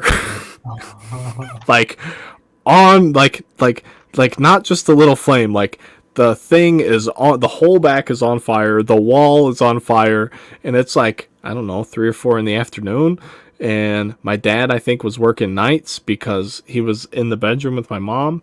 I remember knocking on the door, like being afraid. I didn't even know what to say. I like couldn't speak. I'm like afraid. My dad came out of the room like butt naked, like he was like in dead asleep, and picks up the chair, throws it out the window, like threw it out the picture window. Wow. The whole front of the house still like cooked though. I mean, it was bad, but but yeah, after that, I lost like my cards. I had cards, and I remember them. Like I was pretty smart. Like I read really good real early. Like way like they didn't want me to stay in kindergarten, but my sister was older than me, and she was already having troubles like getting bullied for being younger. Like she was in like 4th grade, but she was only like 3rd grade age. Like kids were mean. So like my mom, okay. I was the baby in the family. And my mom's like, nobody's doing that to my baby, So they didn't let me do that. I got this PlayStation, dude. Me and that PlayStation were like this, boy. After that, I'm like, oh, no cards for me. You got a new game for me to play. I'd beat every game. I'd get the like Japanese games and like learn to play them, like even into like subtitles until they'd like make an English import and dude, all of that stuff. Oh yeah. Me and my buddy Nick, we'd play like everything. That's memory card. Too. We had. I think I got had the Super Nintendo, the 64. See, I never had. Well, I had the 64, but I never had like the Super Nintendo. I never had the Sega. I did have an Atari. My grandma had an Atari, and I played that. And she had like an actual like joystick, not like the default controller. She had like this joint from Radio Shack that was like an aircraft joystick. That was pretty cool. But there's only so much you can do with Pong. I was always a Nintendo kid. Yeah, never played Atari. I think my aunt had one, but started with the Super Nintendo, and then eventually got the 64 sometime after it came out. And I think I had a PlayStation 1, but it was pretty late. I never got the PlayStation 2 or 3, but I had them both. I had the PS1 for so long. And just played all the Final Fantasies. Legend of Dragoon is like the best game ever. Like terrific. So I was huge into RPGs in high school and late middle school and stuff like that. But so fun fact: Legend of Dragoon is on the PlayStation Plus store. There's like a subscription. You can subscribe to it. And you can play that game. Yeah, you can stream it for free. So my PlayStation 5, all I do is stream old games, stream old PlayStation 1 games with it. That's all I do with it. I don't have time for anything else. I pop on. I usually download the free games every month, and I never. It's just there's like a new thing now where you can like. They modeled it more so after Xbox's Game Pass. So they have like all the classic library, but you can stream it. So you don't have to download it. You can just click it and boom, it pops right up. Like I was playing Tekken 2 the other day. just because I wanted to stab somebody with the Yoshimitsu guy. I still knew the sword move. It was back square. He'd load that son of a bitch up and stick it right through you. You'd lose 75% of your health if you could actually hit that move. But Kenny has no idea what we're talking about. He's like, I was born during PlayStation 4.5, and I don't even know what just happened. But I just won a Matt Strom Purple Refractor Rookie Auto on eBay during the podcast. Shout out to Matt. That's awesome. $10 card for the PC. You love to win it. That's PC. Never, no complaints there. I love collecting people I like know or like people from where I'm from. That's like what I collect. Anything else is an investment to me. Yeah, we have one coming soon. Max Clark from Franklin Community High School, which is on the south side. I think it's south of Indianapolis, just south of Indianapolis. Should be a top 10 draft pick in the upcoming draft. So he's the guy that owns. Or one of the owners of the baseball program that my son plays for is a scout for the Rangers, and it's like his guy, like he discovered him or whatever. I don't know. Okay, right. Yeah. I know what you're talking about. Yeah, so he's like always with them and stuff like that. So I'm hopeful that, and I've kind of mentioned this to him a little bit, with the shop opening and like getting him into the shop and coming to hang out. And just having that ability to connect with them is huge. Yeah, but Scott Boris is his agent, so maybe not. So it just got a lot harder. Yeah, we'll see. Because I don't know, it might not be something where I can say, "Hey man, you want to come hang out at the shop?" And he might literally not be able to. He has to go through Scott. So I don't know how all that works, but we'll see what happens with that. But I'm hopeful. I'll tell you straight up. That is not the situation ever. That's a guy just being too nice. So if he ever says that, then that's wild. Like a real human being, if he wants to hang out in a card shop, he come hang out in a card shop. He might not come do an appearance for you, but you might be able to, you know what I mean? Like just for your own reference. Like if he's like, hey dude, can't do a signing or whatever, be like, hey dude, you want to just like come hang out, rip some product or whatever. You could get content out of it. You know what I mean? It doesn't have to be you got to try and make the most out of that situation if you can. Be smart. Because like what I was going to tell you is this specifically for TikTok, I want to go to one baseball game, not necessarily big league game, but I want to go to a game at least once a week, and I want to make TikToks just of at bats, dude. Those are the best content I've had. You think it's like silly, but like, dude, the one Trout video I posted did like 300,000 views while we were at the conference. Every time we went to break at the conference, I'd open my phone, I had another 100,000 fucking views, dude. I'm like, what are we doing here? But I didn't do anything wild, but like, where we were sitting. Like we were sitting in a good spot. That was a good vantage point. And if you use the little pause feature on your camera and you skip all the in between the pitch, you just give people action till there's an action. It's gonna get views, dude. It's good. It's good content to complement what we do. Like it's baseball and it's just good stuff for the audience. But I didn't go to enough baseball games last year, so I usually live at the ballpark. I guess I should preface with that. I didn't go to a single game at Wrigley Field last year because I was so upset with the on-field product in relation to what they're charging you for the experience. But I did go to about 5 or 6 South Bend games. So the South Bend Cubs, where I literally live 55 miles from Wrigley Field or the South Bend Stadium. So it's the same drive. It's just which direction do I want to go. But for a fraction of the price, I could take my kids who hate baseball and want nothing to do with the game. I can feed them ice cream and snacks and popcorn and peanuts endlessly. I can feed them into submission And I can still watch 6 innings of the game before we have to leave. Yeah. Yep. But my girls did get some sweet hats, and they do wear them. They did take one to hat day. So it's and also, dude. Hey, Nick, you'll appreciate this. The last game we went to this year, Pablo Aliendo home run ball. Nice. I went into the team store because I wanted to get the particular hat, and they didn't have it at any of the things. Well, their team stores outside their left field, so they renovated their single A. If you ever get up, have you been to South Bend at all, Nick? No. If you ever, and I know this is a long shot, if you ever get a chance, that is a terrific minor league stadium. Like, better than most double A. Probably not, I mean, depending on a triple A stadium. Their single A field's better than Tennessee Stadium by 10 miles.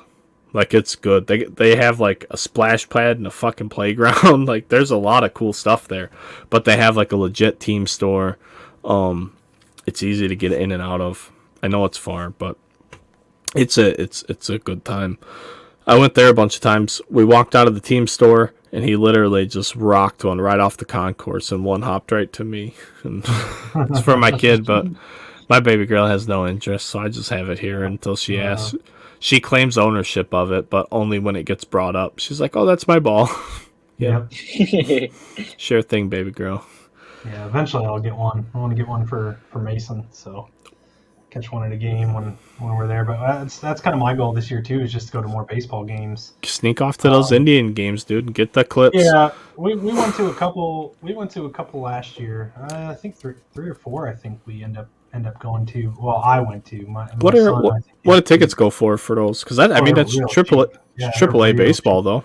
Yeah, you can get lawn seats for $12. Yeah, that's not $10, bad. Something like that, and then dude, the single A is like $10. Like South Bend Cubs, like $9 or $10. You could sit near home plate. Like the actual seats, I think are like for the best areas, like 18 or something. Yeah, that's still so cheap. I'd awesome. Go to every game, right? if you had the time, go to every game. You know, I'm curious to see what happens if the Pirates end up having like a strong farm. You know, could in happen. The future, if they actually increase, with Henry Davis and and I know Nick Gonzalez has fallen off, but they're looking pretty good. They always have high picks, right? Yeah. So I'm curious to see if they increase prices when those guys get there. But right now it was Cal Mitchell last year. Cal Mitchell and I think they just announced him opening day starter. By the way, Mitch Keller. Oh, Mitch, there you go. Oh, for the pitcher, yes. Cal Mitchell's right. Fielder. I know. I get those two specifically confused. Yeah, Mitch Keller just got announced as that, which is funny because he's been up playing, and then we went to a game where because he got hurt and he was rehabbing in AAA, and we went to a game while he was rehabbing, and there was a Keller that was pitching. And we thought it was him, but it was a different Keller, and we kept yelling like, "Yeah, Mitch!" like the whole game because that guy was probably so mad. And he was like walking. He was walking by. I can't remember who it was. It was a pitcher too. It was Mitch Keller, and I don't think it was Brad Keller. It was, but whoever it was, like at one point, because we were pretty close, right next to the dugout, like 3 or 4 rows back. So he like walked by, and when we like yelled Mitch Keller, and he just like waved his hand, like. And then we eventually realized it wasn't him, but oh my gosh. That was also the game where that was before Will Clark went over to Korea to play. So it was after the Javier Baez incident. Yes. So for those that don't remember, the greatest Javier Baez, the greatest play ever. Yeah, when they threw him to first, and he was chasing him down the first base line, and the guy on third comes home, and then Will Clark like chucks it, and he scores the run, and Javi still makes it to first. Like Javi Baez has so much charisma. Charisma is Javi Baez's only trait, the only thing that makes him successful. He's oozing charisma so much so that he tricked a first baseman into chasing him back to home plate. Mm-hmm. That's the most insane shit ever. It's a force out any to first base is always like, oh my god. I mean, not always, but it's unbelievable. So that had happened, and this was like 2 weeks after that, and he was still in AAA and like never going to make the major league roster again. Yeah, and he said he went to Korea because he knew he's like it's over. He was getting too much stuff. He was getting too much crap. So I'm never gonna live it down. Is basically what he said. Yeah. The every time he would come in from first base into the dugout, we would yell "Javi, Javi!" we were heckling him hard. Terrible humans. That was our company outing. So. Oh my God! Being terrible humans at the company outing. That's American right there. I found out which Keller it was. I was looking it up. It's Kyle Keller. Kyle Keller. Is that your guy, Nick? I don't know. I don't even remember. We just figured out it wasn't him, and we were like, "Oh my gosh!" Because we were literally the entire game, or like for first 3 or 4 innings, we were screaming Mitch. We were like, "Yeah, Mitch, go Mitch!" Like, because we were excited because like Mitch Keller was good. Right. He's in the majors. He's good. We were excited to see him rehab, and we're like, "Dude, he's starting tonight." And yeah, and then we found out, and we were just like, "What have we done? Like, what have we done?" So yeah, Zach was there. So that's hilarious. That's hilarious. Zach, Ryan, Nathan, and James, I think, right? So, yeah, that was fun. But heckling Will Craig and yelling at the wrong Mitch Keller. So where you're at down there in central Indiana, how far are you from like Cincinnati's ballpark? 2 hours. Is that your closest big league stadium? Yeah. So that's 2 hours. St. Louis is 4. Chicago's are 3. Cleveland's 6. Am I missing one? Nashville's 5. No, I mean, yeah, at that point, no, not really. You're probably going to Milwaukee to get anywhere closer after that. Yeah, Milwaukee is 6. Yeah, and then Detroit probably after that, and that's probably a stretch. Yeah, we're yelling at Cruz. That was the time where Cruz was playing shortstop, and they wanted to switch him to the outfield, and he said no. And so that's why he was in AAA, because he didn't want to play the outfield. Yeah. And they were like, "Dude, we'll put you in the majors if you play the outfield." And he's like, "No, I'm playing shortstop." He's so tall. Like, that dude is a giant, and like, he's a freak of nature too. I know that was like last year he had the like fastest thrown ball in the minor leagues. He had the hardest hit on StatCast. Yeah, that too. StatCast history. So the dude has the raw talent. Can he consistently do it? Wasn't it the hardest thrown ball too? Didn't he throw like 107 across the field? In the infield, yeah. It didn't break the out, but yeah, in the infield with the step, yeah. It was like 103, 102, something like that. It was nuts. We were giving him a little heckle on like to go to the outfield, like go play outfield, because that is a giant shortstop. I mean, that is not someone that should be playing shortstop. That's a giant arm to have in the outfield too. A guy could throw a seed from 350 feet away. Oh my goodness! That was a fun game, but just ridiculous. Yeah, dude, we're gonna have to figure out a way to get you at Wrigley Field or something this year. I know this.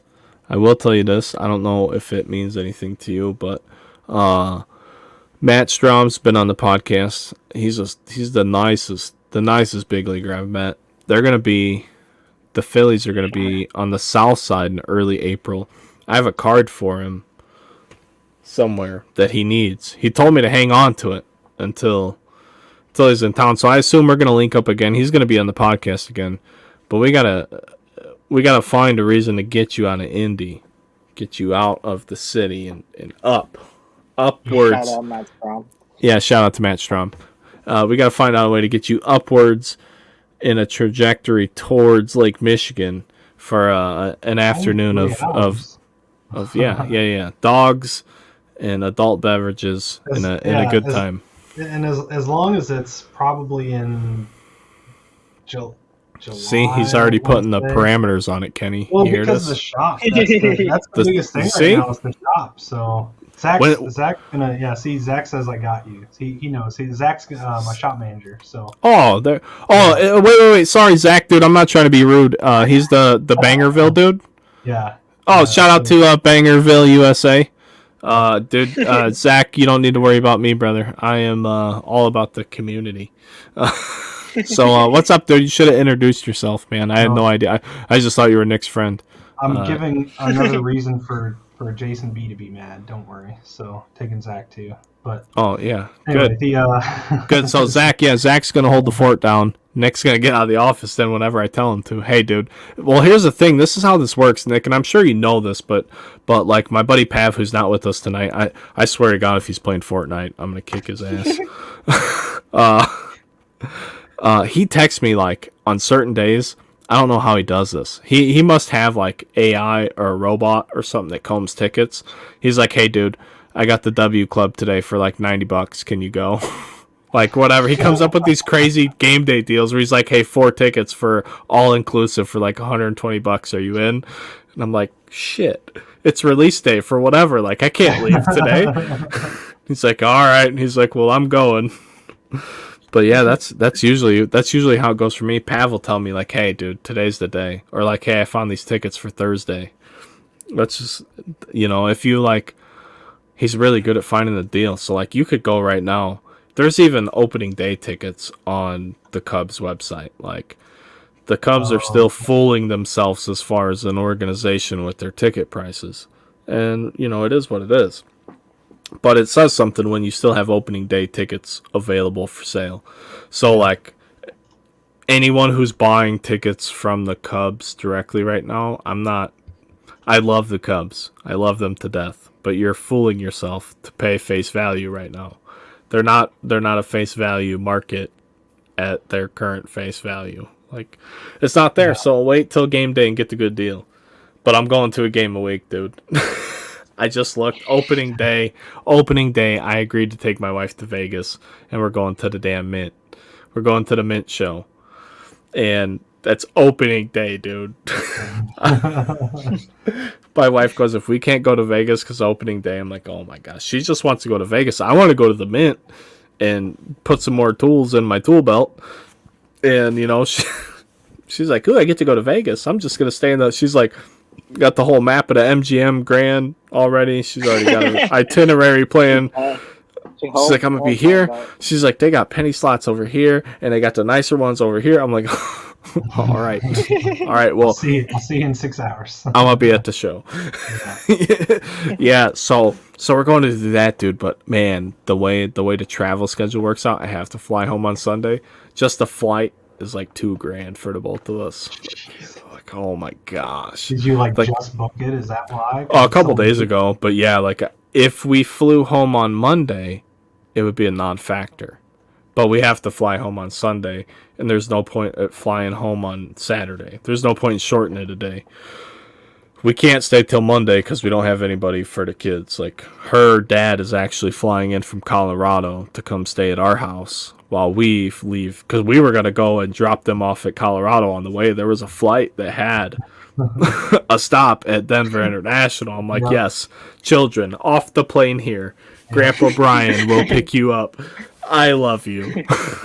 I'll call you when we get to Vegas. You used to be able to do that back in the day too. Like I would fly by myself. Yeah, you could. I don't know if you still can, but yeah, you used to be able to fly unattended or whatever. And family would be there at the gate. They would be able to go to the gate. I don't think you can get to the gate without a boarding pass anymore. Yeah, I don't know. I had trouble flying out of Chicago for the conference because I use Southwest. I never use Southwest, but Southwest is real heavy out of Midway. So Chicago's got 2 big-ass airports, Midway and then O'Hare's the bigger one. I flew out of O'Hare, but apparently Southwest flies out of the international side of O'Hare, and to go through the security for that, it's like in this dead zone where it's like it's dark, there's no cell phone service, so I couldn't pull up my boarding pass. So they made me go all the way back and go print out my boarding pass at one of those kiosks because I didn't have service in the area where I needed to show it to them. I was so mad. Like, you gotta be kidding me right now. I'm like, if you just let me go 6 feet that way and get service, I can show you my boarding pass. That dude's like, Indy, you don't even need that. They just scan your ID. That's it. Oh, you give them your driver's license. They put it in a slot, and then 2 seconds later they give it back, and they're like, all right, have a good flight. That's the only time you pull up your boarding pass is when you're getting on the plane. You scan it on the screen. Sure, right. Yeah, no, the security in Chicago. ID and the boarding pass. All right, you gotta go. What else, Nick? Dude, whiskey. I haven't drank this much whiskey in a long time. I don't know how much it's been, but two cups. 2 cups. 2 cups. Yeah, I don't know. 3 ounces, I think I'm at now. It's good. Yeah, man. Yeah. So, hey, when's the shop opening? You have any plans? Do you have do you have a better idea? I guess I'm not trying to put you on a spot. No, I'm targeting April 15th now. The original target was March 25th, but there was a couple of delays. Like there were really minor delays, but enough to where I'm not going to be able to open by then. And it has to do with the security film. The security film for the windows, the door, and then I'm also having it on my glass display cases. So, I had a custom 50-foot long display shelving unit built. And they have sliding glass doors, and you're just taking care of it. You know what I mean? Never tell anybody everything. You know what I mean? Sorry, just don't even tell them what you're putting on it. It's secure. It's secure, baby. Whatever.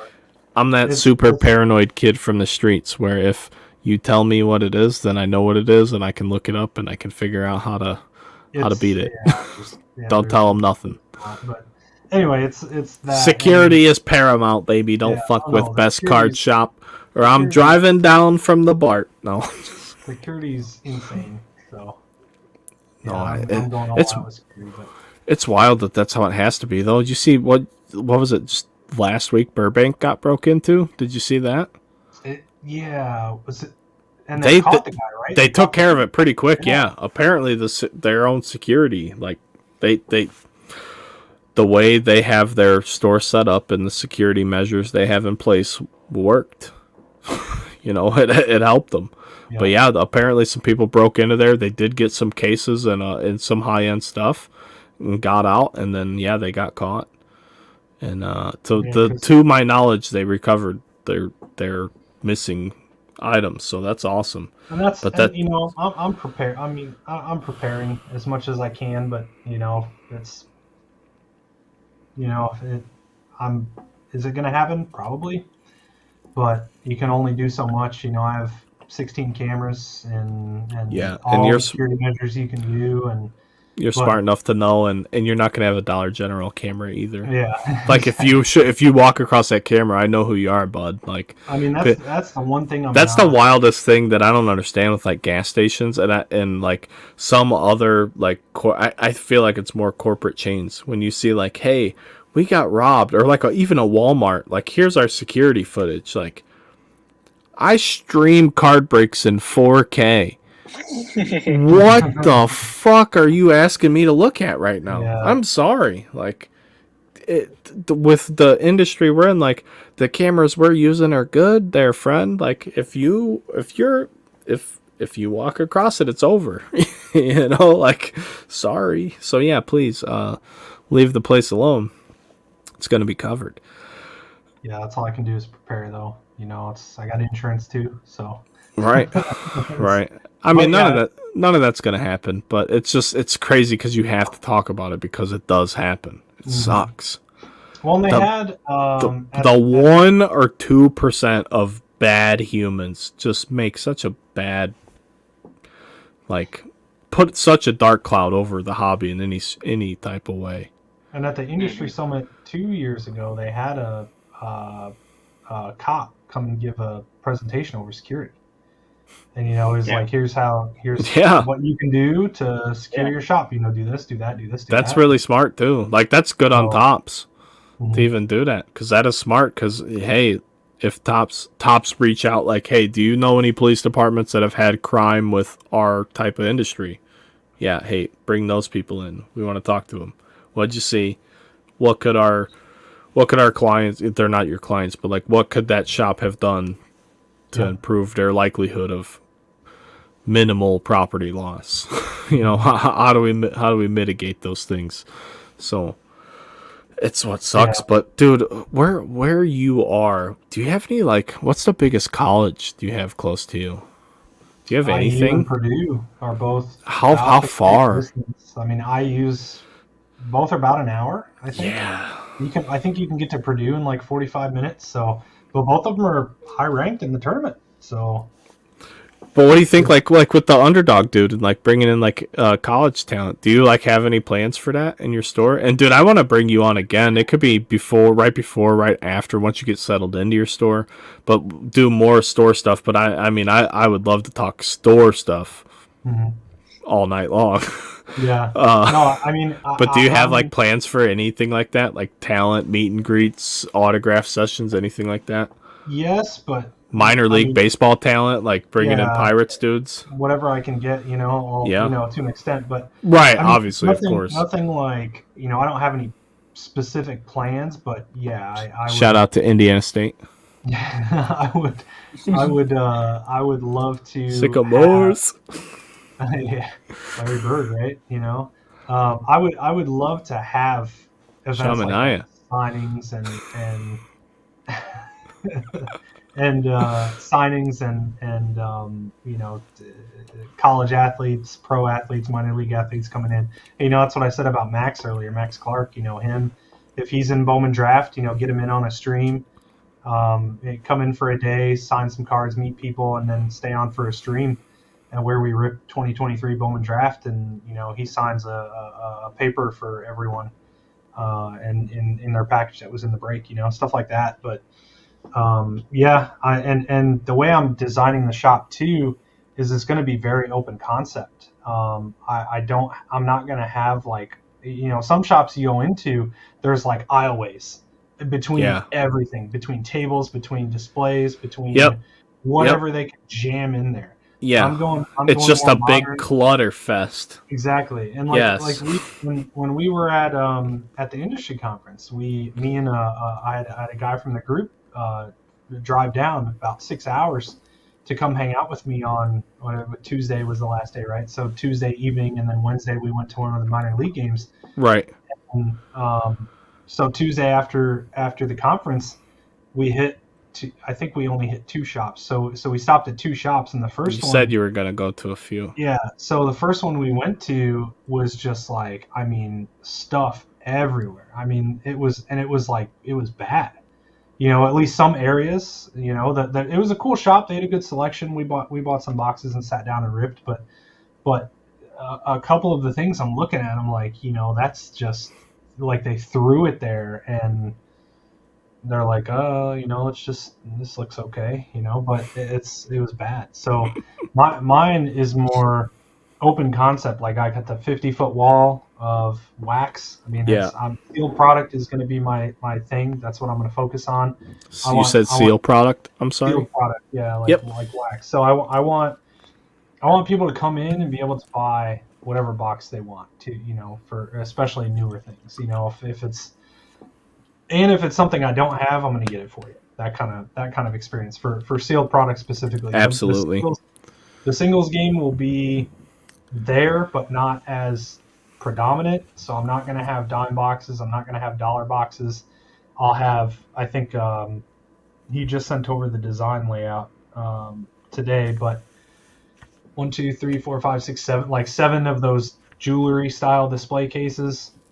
Sure. With singles, but I'll have some of those be product as well. So I'll have some pack out where I sell by the pack. I'll put them in there. Sure, absolutely. I'll have slabs and better singles in there. I'll have like bulk slab boxes, you know, some boxes you can pick through for $10, $15 slabs that, you know, I have probably 3 boxes full right now from when I was bulk submitting back in the submission heyday. But the way the shop will be designed, I mean, those cases will kind of be at the front, and then the wax is up against the wall, and then there's going to be, I think, three slat wall displays for some supplies and things. There's going to be some high top tables to sit down and rip wax. There's super cool. 4 like comfy leather chairs in front of 3 TVs. So I was going to ask about monitors. Yeah, so I'm gonna have 3. I'm gonna have like a 65-inch and 2 45s and sports. You know, come hang, like the vibe I want is come hang out and rip cards. So here's my question with that whole thing, because dude, you know me, we've talked before. like I said, we spent a beautiful weekend together in Arizona, whether you like it or not. Obviously, I have no problem saying this. You're definitely on a higher level than I am, and I'm okay with that. I want to have a shop one day. That's the end goal for me. And honestly, I'm more excited about having a shop than I am about breaking. And I love breaking. So that's not a slight to what I do now, but I am so excited to be community focused. Like, to be able to, like, put the face with the name. Like, when I left the conference, I was so pumped about how many people I got to meet that I already knew on the internet. Mm-hmm. And I had met some of those people before. I'm like, oh shit, there's Roto. Like, I had interacted with that dude, and we had DMs before. So when you left your phone in his car, and you said, hey dude, message Roto about the phone, I pull him up and like, yeah. And we had already talked about having a conversation before, and I looked and like, sure as shit, there we are. We had already had DMs before, but we never put the face to the name. So there you go. When I left there, I was so pumped. I'm like, oh crap, I really did meet a lot of these people. All these people do the same thing I do. They're all super cool people. Excuse me. I'm super pumped. I can't wait. Like, I really want this shop now. Like, that's the next step. Like, I gotta have the shop. So, to your point with I want to bring people in to rip, wax, and chill.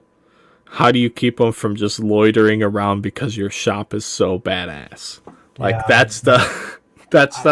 And I haven't talked to any of the, like, I would assume, no disrespect or anything, but I would assume like the boys at Real Breaks, like Ryan's shop is more similar to that type of vibe. Like, I would assume Ryan doesn't have dollar boxes in his shop. Yeah, he's definitely more modern too. I would wonder, and I actually want to visit both of their shops. My wife wants to go to the Mall of America, so I might be able to squeeze that in eventually. But have you talked with him? Like, does he have any type of issues with like having any type of like people just coming to hang out? Like, and not that that's a problem, but does it ever become a problem if there's like guys that like come to your store every day, but like, not that you need them to spend money, but like they just come to like be there? It's like, hey, so why are you here every day? Right. So I haven't, but I should. That's a very good point. But I have thought about that because I'm like, I'm gonna have, like 4 big leather chairs, right? Yes, like you're welcoming theater, comfort, and I love exactly. Theater style, but without the recliner is basically what I'm going for. Because the original idea was recliners. I'm like, no, we can't do like, that. what do you do when a guy does that, kicks back and opens up a hardcover book? Yeah, what do you? So I want, and I want, anytime there's sports on, it'll be on the TV, which is going to be kind of interesting during the day because really there's not a lot of sports on during the day. Right. When baseball's in, that'll be great. There's baseball on almost every day. Starting at 1:00. So that'll be good. But, that's crossed my mind. Like, what if someone comes in and, even if they buy like let's just say a hanger box, right? They spend $35, buy a hanger, sit down and rip it, and then they just sit there for 2 hours. It's like, I don't know if I care. Unless it's like a habitual where they're just coming and sitting for hours and not really spending any money or anything like that. But, regulars, I expect Ryan has, tons of people that are in almost every day and just come hang out, buy product, like chat, like it's and that's what I figured it might be. I wasn't trying to say it in the sense of, hey, this is what's going to happen. I'm just like, is that a thought? Is that an actual concern with having a location? Because I've talked to guys in my community, a gentleman whose dad, so he was actually, shout out to Bobby Lucas.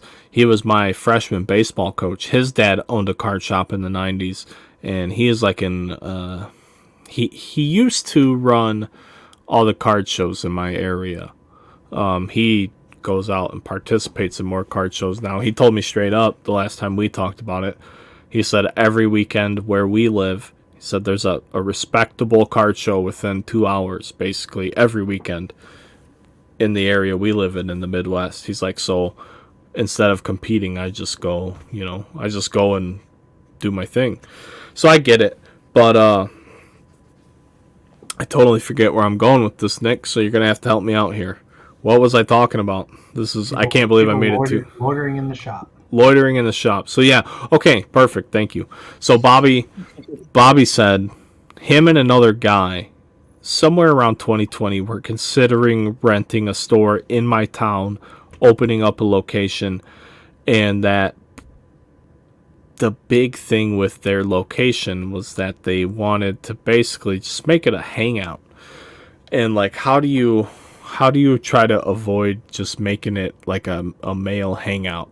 And like, how do you, it sucks, but you understand this. The listeners might not understand this, but there is a point where you have to, like, it is a business too. Like, as much as you want to have fun, you can't just have fun. Like, you can't just be like, hey, I want my 5 best friends to come down to the card shop and hang out with me every day. Like, how do you avoid that? Like, as the dude, like, I don't even think you have that concern. You're so fucking successful, and I don't, I'm sorry for the swearing, but you got it going on. I don't think that's a concern at all. But does it even cross your mind? Like, how do I keep it, like, moving forward at the goal? Because it's in the hobby, it's so easy to want to have fun. Like, there's so much opportunity to have fun.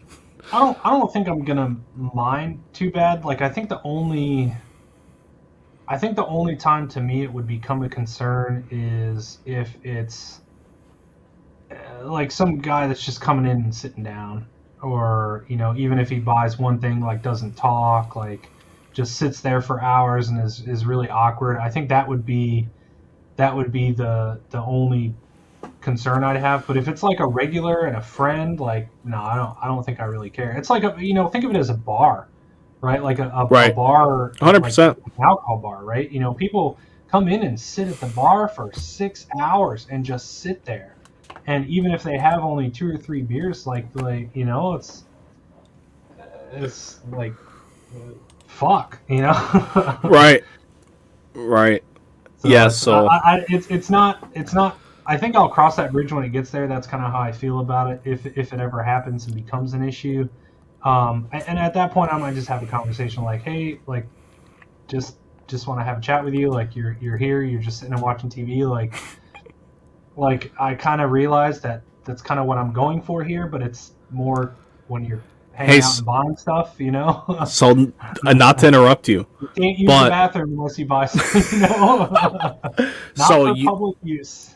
You saw the vending machine at the conference, right? Is that something? Are you going to get one? Do you have any interest in putting one of those in your store? I had a conversation about that with. I'm sorry, I love that thing. I'm nuts about idea, and I really like this idea, and I'm not sure. I might steal it, but it doesn't matter because it's a different location. I had a conversation with someone about it that had already pre-ordered a bunch of them to set up at other locations. Like your product? Think of Redbox. Yeah, right. Where were Redboxes at? McDonald's, Kroger, everywhere else. Yeah, so you go into every strip mall in America and you say, hey, I want my card. You wrap it with your shop. You supply the product. People come in and they buy a pack and they see your logo. I'm like, dude, you don't need it in your shop. I got packs. Why do I need a vending machine? Do you know how many packs that vending machine holds? I don't remember. I think I overheard it, but it's a lot, I think. Okay. I that never even crossed my mind until just now. I never even thought to think about the capacity of the machine, having it out somewhere remotely. Yeah, it's a lot. I think it's a pretty good, because that thing was really tall, and if you think it's just like a stack of packs, right? So, yeah, dude, Zach's gonna kill it. I'm really excited to have Zach on board. He's gonna he's yeah, the Tops machines, they have I don't really know if it's public, but they had a guy that's made them. It's his own company, right? It's not even with Tops. Right. It's a dude that made these machines, and Tops allowed him to come in and show it off at the conference. So yeah. It's a third party thing. It's a third party mechanism, if you will. But I thought that was genius. get them, and they were talking about setting them up in, like, like throw one in a mall. You get one at a little league field, dude. Exactly, that's another thing too. Yeah. Put one at the ballpark. You could take it at the end of the season and put it somewhere else. Wherever is high traffic, you can wrap it and put it out there. Like, you take it to the fucking facility, the Performance Institute in your area. No, wherever you're. So it's card. It's 100% digital. There's no cash. I don't think you can put cash into it. It's a tap your card. Yep. So you tap your card, and it's $4 a pack, $4.50 a pack, whatever you set the price. Whatever you set it at, right? And then it comes out, because I think they had it on display. I think they had some $4 and $6 packs. They were right. So you swipe your card, you scan your card, and then choose your pack, and then it slides out the little slot. But it's all digital. It's all automatic. You don't have to. So cool, dude. Like the old quarter machines. You put the quarters in, you push it out, and the sticker pops out with it. No, it's all automatic. So it's a very neat idea, and I think they are pretty expensive too. But I think they were only $4,000. I mean, I hate to say only, but like that's just. And you can lease them as well. You can. I didn't know that. See, that's even wilder. So, man, that's just great marketing. I mean, so cool. Put them places around the city, and you're just advertising your business. You're getting sales. Like, it's awesome. I told someone, I didn't even know who. I'm like, I don't even have. I think it might have been Mitch. Shout out to Mitch's Box Breaks. I didn't even. I'm like, dude, I don't even have a store. I want one of those in my. I'm like, I want one right here. I'm like, I just want it. I just want it sitting right there, like get empty. A bunch of friends over one night, and like, hey, you guys. I'm like, I don't know how I'm gonna make $4,000 from this thing. I'm like, but I want it. Like, I almost took the one that was sitting there. Like, hey, dude. Anyway, I can like fit this in my 2 Southwest bags. So I can just put that on the plane. I just want this one. I know it works. Let's go. Oh yeah, I really like that machine. So I was wondering. It's really cool, and it, like, to me, I was like, it had no interest to me until I talked with someone about it, because I said, hey, did you see this machine over there? He's like, yeah, I already pre-ordered 20 of them. Like, what? Yeah, I'm just gonna set them up all around the city. And I'm like, holy crap, that's genius! Like, yeah, that's really smart. Because he said you can do whatever you want. You can wrap it. It's your machine. Yep. So just change what's on it and service it. Super great. So right. So I'll keep that in mind. As an option. But and that's the thing too, is it's to start. It's I don't want to call it simple, but I gotta focus on getting the shop open and getting that and seeing how that's going to run and how busy I'm going to be. I got Zach coming in. I got a couple other part-time guys that'll work in the shop, plus myself. So, starting to see what it's going to be like. And I think it's going to be insane, because one of the driving factors to me doing this too, not only, number one, it's always been a dream of mine to own my own business, and I kind of have that now, but actually getting the shop feels more real too. No, 100%, way different. Like I own my own business now, but it's in my house. Like it doesn't, it doesn't feel like it. And I'm going to have this building. I'm going to have this shop. I'm going to have where people come in and buy things. Like, that's going to be, it's always been a dream. 100%. And even back when I was playing Magic, like, it was a dream to open a trading card shop. Like, where you can come buy Pokemon Magic, you come play in Magic tournaments, stuff like that, and I'll have Pokemon for sale, but I won't do any tournaments like that. But so similar thing, I'm opening my own sports card store, and it's mine. Like, it's going to be great for the community, a great place to come hang out with your friends and family, and so that's what I want to focus on that first, and then build from there. Like, I plan to support local little leagues. Dude, you'll fucking love it. Yep. Sponsor local little leagues. Like, give all the kids product. Like, one thing I've done for the past 2 years for Mason's baseball team is, I know. For one of the tournaments, I bring a case for the kids. Yes, sir. So, like, last year I brought a case of Gypsy Queen. It was perfect because there was 10 kids on the team, and it's a 10-box case. Perfect. So they all get a box. Everybody got a box. A pack of sleeves and top loaders, and they ripped. Let's go. Giant rip party. It was awesome. Oh yeah. And one of the kids pulled a Pete Alonso Chrome auto out of 25 from the silver pack, or from the Chrome pack. So, but stuff like that, I'm gonna. I give away a ton of, like, well, this year it was Series 2 an update for Halloween. It's like I'm in my house. How do I do anything for the community? Trick or treat. Cases, just packs. Like, I'd ask the kids, you want candy or baseball cards? Like, candy and baseball cards. I did that with, like, I took like a bunch of base cards. I didn't have time for that. I've done that in the past. Nope, 100%. That takes time though. 100. Yep.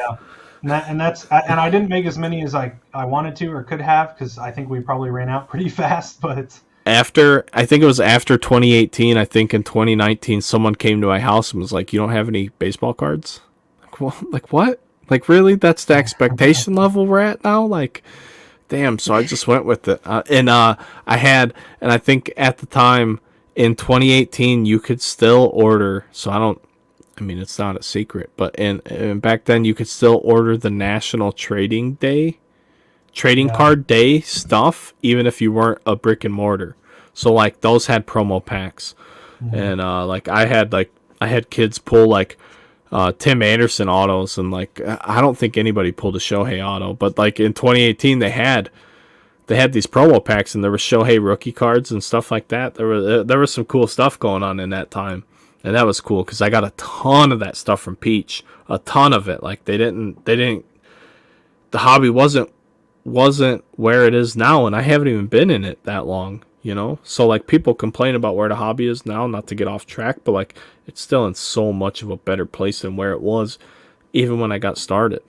Like the things that were accessible to me when I started aren't accessible to people now, and like it's only going to get better. So we're able to do that, but that's really cool to hear you say, like, to do with the Little League, because that's what excites me more so now about the business period than breaking, is being able to serve the community. And that sounds weird because you're a business and you're making a profit from them, but at the same time you're also giving back. Like you're taking care of like I don't know, we've been drinking, so let's preface it with that. We've been drinking, so there's my excuse. But like my daughter, for example, when she was 5, we put her into the most entry level Pop Warner cheerleader thing there is available to her. Cost a ton of money. There was a ton of stuff to buy, and the people that were there to teach her were like young 20-year-old girls that were hungover and not excited to be around young kids. Not cool. Like, not cool at all. Like, my daughter has wild ADHD. Totally crazy. We're working on it. I live with her every day. I work with her every day. I love her to death. Put her in cheerleading, didn't work. Karate didn't work. Dance didn't work. We try everything we can for the kid. This spring, I should be able to be her softball coach. I don't think she's, and I don't think she has any interest in it, but she's interested because she wants me to be the coach. But last fall, she played soccer. The coach they had, soccer's the last sport ever I would have let her play. Or like, just, not that I'll let her do anything she wants. That came out wrong. But like, that was the last sport I would pick for her to play, knowing how she is. It's a team sport with a ton of kids, and you actually have to learn how to pass the ball around. Not her cup of tea. She had the best coach she could have ever had. This dude, Mr. Luis. This fucking dude was on it every step of the way. Knew that she wasn't in it 100%, like didn't quit on her, and that's a big problem with the youth sports. So like now that I get to be involved with the youth sports in my community, I'm like, hey, all the kids get a chance, because to me it seems like youth sports is all about travel now, and travel's okay. But here's the thing, 99% of those travel kids aren't even going to play in college. So like, keep some of the sports in the community, because there needs to be access to the youth sports without the competition. Like, I was approached to be an 8U travel coach, and I was offered $5,000. I laughed. I'm like, there's something wrong with you that you're even offering to pay me money. I'm like, I was helping a friend coach a team because my kids were super little and I could still be away from them and help give back to the game. All I want to do is coach kids, like help out. It's all, I didn't want anything for it. I didn't want to be compensated, but like, these are 8-year-olds learning the game of baseball. Dude, stop talking about money right now, please. Like, that's not my cup of tea. So I get to do something in my community this spring. It's super, super cool. We're gonna coach the little ones. We're gonna do some softball, and we're not gonna have Nick to hook us up with packs, but maybe we'll figure out how to turn it into a travel ball team and get down to Indy. March Madness. Nick, you got anything you want to add? It's wild. It's madness. Today was madness. The definition of March Madness. I mean, I don't know if it's if anyone has a good bracket anymore. Those brackets have to be destroyed by now. No, I think I got 2 correct out of all today's games. Like I said, I didn't even do one. I don't know if that's sports blasphemy or not, but I feel like the last 2 years I haven't done one. I've just been too busy. And then the world 0.12% of brackets left in the challenge are perfect after the Arizona upset today. My bracket time, so I'm the ultimate procrastinator. I do things at the absolute last minute because I've always been smart enough or quick enough to be able to handle the pressure and get it done. That's the only time I operate at my optimum efficiency is when there's some pressure on me. I need the pressure. That's how I operate. Otherwise, I'm like, oh, it's cool. Whatever, we'll get it. Put the pressure on me. We'll get it done. Nick, you're pouring up for one last one, sir. Round 3, yep. Yes, sir.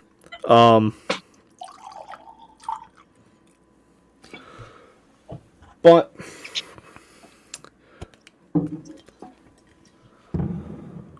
March Madness is upon us. It's getting wild. Nick, when do you think you're going to open the store, sir? April 15th is the target. Have you made a formal announcement?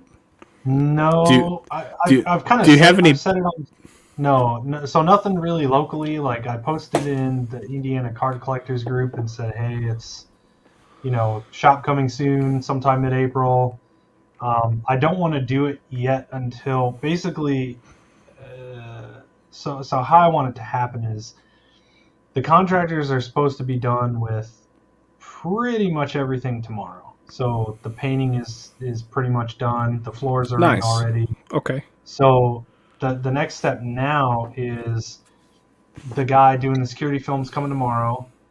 And then on Tuesday, the guys, the company that did the custom cabinets are coming to put the glass on the cabinets. So the film guy's putting the film on the glass, and then they're coming to install that glass, as well as the bottom cabinet doors because they messed them up. So they had to redo them, but that was pretty fast. So now they have to come back out and put everything on.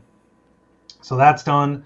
The security guy's coming next week to install the cameras and the Wi-Fi system and the TVs and all that. So the AV and security supposed to be coming next week as well.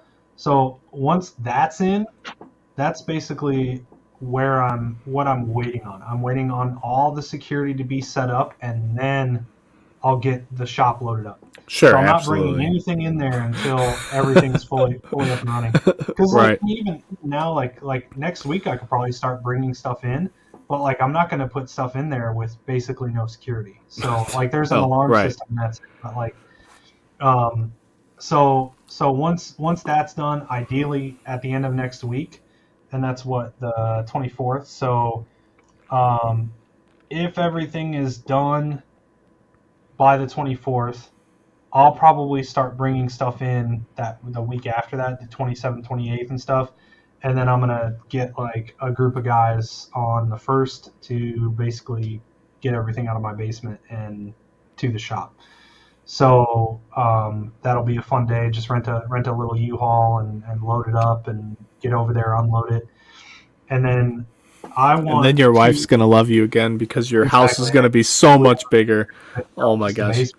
Basement. But yeah, right. Yes, we'll have a basement again. I've been to Nick's home, for the record. It's a beautiful home. His wife is really gonna love him when she has her basement back. Well, you haven't. So the basement kind of opened up a little bit Zach was actually here a couple weeks ago. We did an inventory audit, and we basically moved everything over to that little theater area I have. So that theater area is now just covered in cases and boxes and stuff, and the basement is like open again, so that the other areas are open. So we'll get everything out of the basement to the shop, and then I want 2 weeks to get set up. So that's my thing. I want fair. Plenty of time for Zach and I to get a game plan together. You only open once, dude. You know what I mean? Yeah, do it right. And get the display cases set up, because that's really all we have to do, right? Is put the product into the display cases, get the prices on them. I still got to figure out what I want to do for like either price labels or. Hey, so let me ask you this real quick. Have you how much have you messed around with that wax stat? Have you messed around with his thing at all? So he told me this thing, and I'm serious, dude. We could talk about it more tomorrow. I did it live on the podcast last week. So a part of that technology he developed, it reads barcodes. So you can download that app, hit the QR basically, and then scan the barcode. It'll bring up the product. So like you might be able to build an inventory management system out of that. I don't know how you could implement it, but like I pulled up because I wanted and I wasn't putting the dude on the spot because I think he's a super nice dude. I already told him I'm going to the Mint. I plan to link up with him at the Mint. Again, just a really great human. Another positive takeaway from the industry conference. But I grabbed Mosaic basketball from last year. I grabbed like a Phoenix football box. I grabbed a Bowman's Best box, and I grabbed a Garbage Pail Kids box, like a Topps exclusive. I grabbed my webcam. I put it on the screen. I scanned them all with my webcam through the website.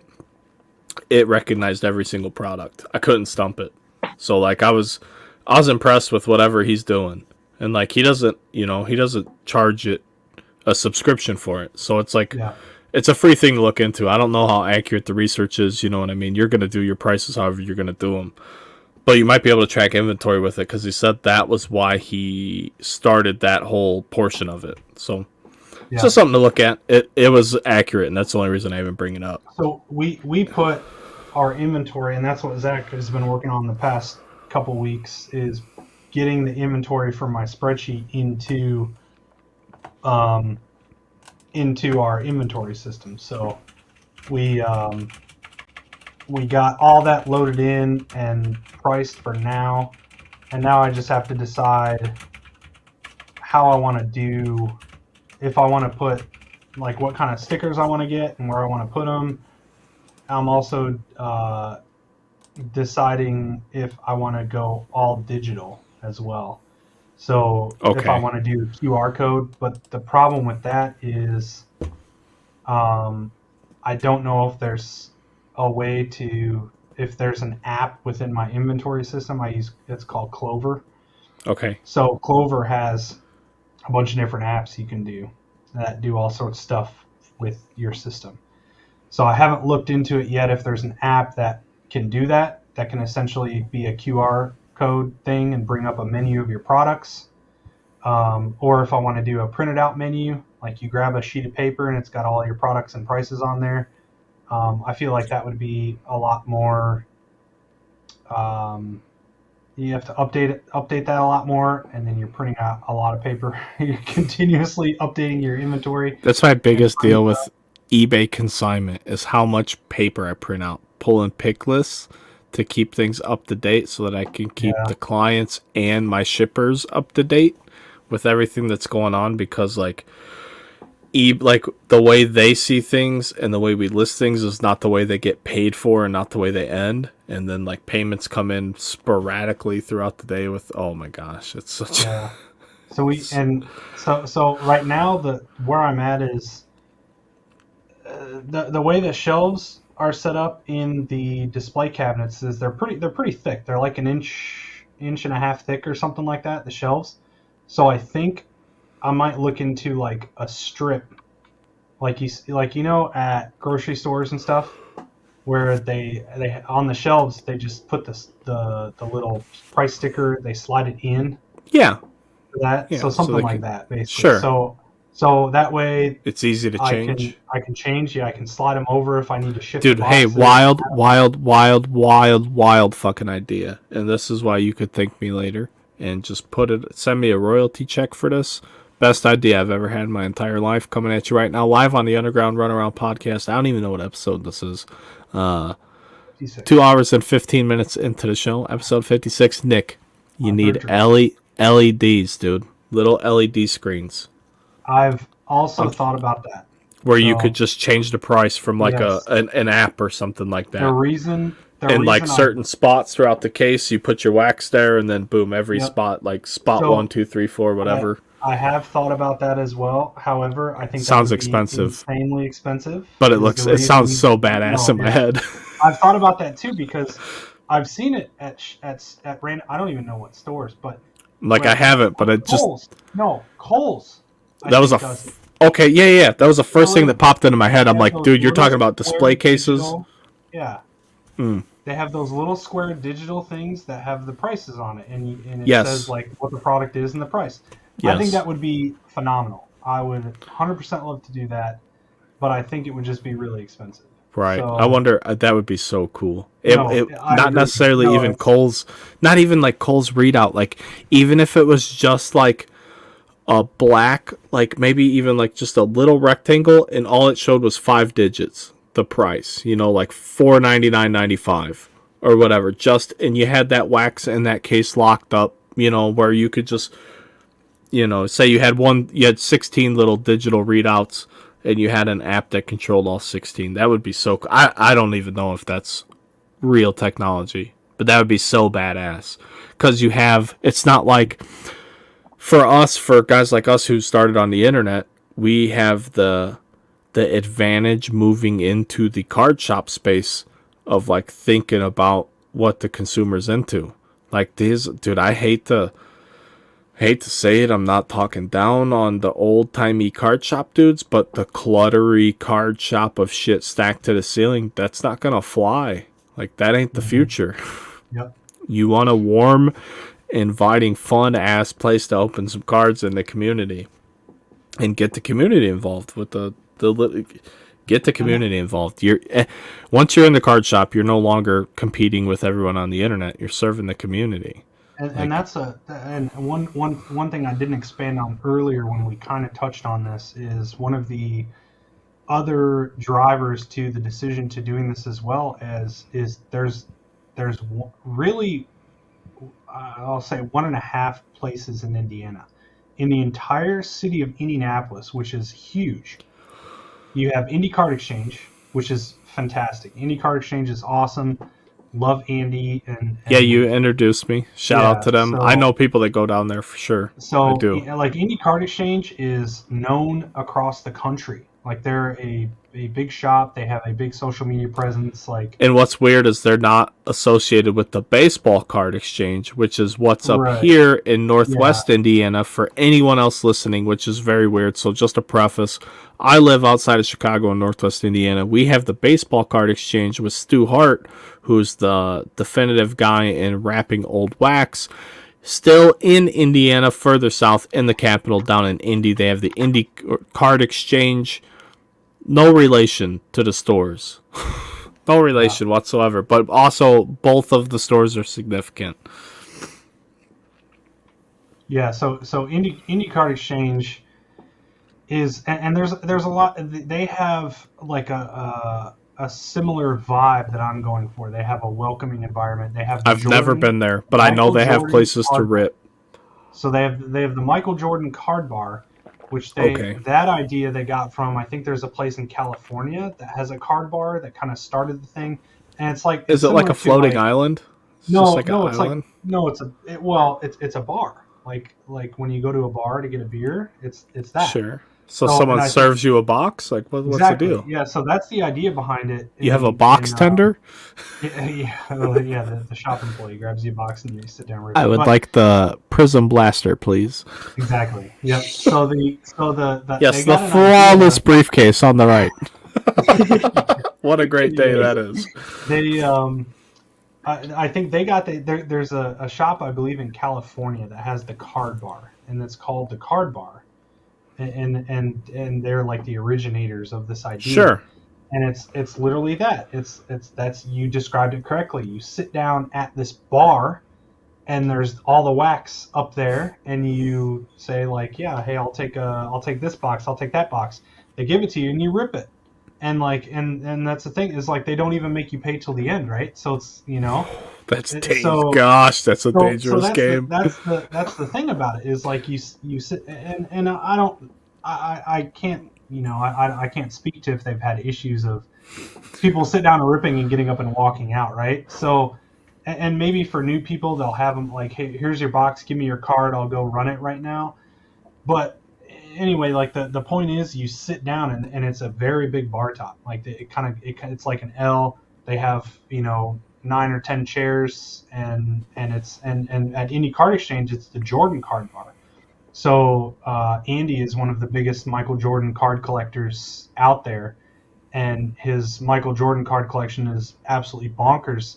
So this bar top, it's really cool. It's I don't know, I can't remember how many exactly, but there's not a single duplicate Jordan card on the top, and there's some really good Jordan cards on there, right? So he took all these Jordan cards and had them like they're literally edge to edge for the entire bar top. You said that's down in Indy? Yeah. Okay, so bar top is all Jordan I know cards. a guy in Plainfield, and he had a table made just like that, but with his own like junk wax era cards. And now I know where he got the inspiration. He never told us that, but now 100%, I just put that together right now. Like I said, he lives down in Plainfield. He was a guy who actually he's the guy who actually made me be a breaker. He wouldn't stop telling me to buy a 2016 case of high tech. I'm like 17. He's like, buy the case. Buy the case. Buy the case. And he's a weld inspector as a Boilermaker by trade, and I'm just a welder. I'm like, look, dude, I'm not buying the case. He's like, buy the case. I'll buy, whoever. I'm like, but him and I were even at that time. And again, we're not dogging on high tech because I have a history, and I'm proving it right now, of loving high tech. Enough people did not love high tech that high tech went away on us after what, 2020 or 21? 19, I think. We didn't get. Eloy was the last rookies. Yeah. So 19. I apologize. Yeah, so high tech was so unloved that even pre-boom, or it was a cut pre-boom, but my buddy Nedberg desperately tried to get me to buy the case. I'm like, dude, I can't do it. But I started playing. He's the guy. I started playing this game, Nick. So before the hobby got super popular, every release, I didn't know anywhere else to look for prices outside of the retailers. I didn't know anyone in the industry. I wasn't a breaker. I wasn't in groups. I didn't know anything. All I would do is I would see Steel City or Blowout or whatever, and I would see the pre-order price for a product coming up. I was participating in breaks with Pete at Bargain Box breaks.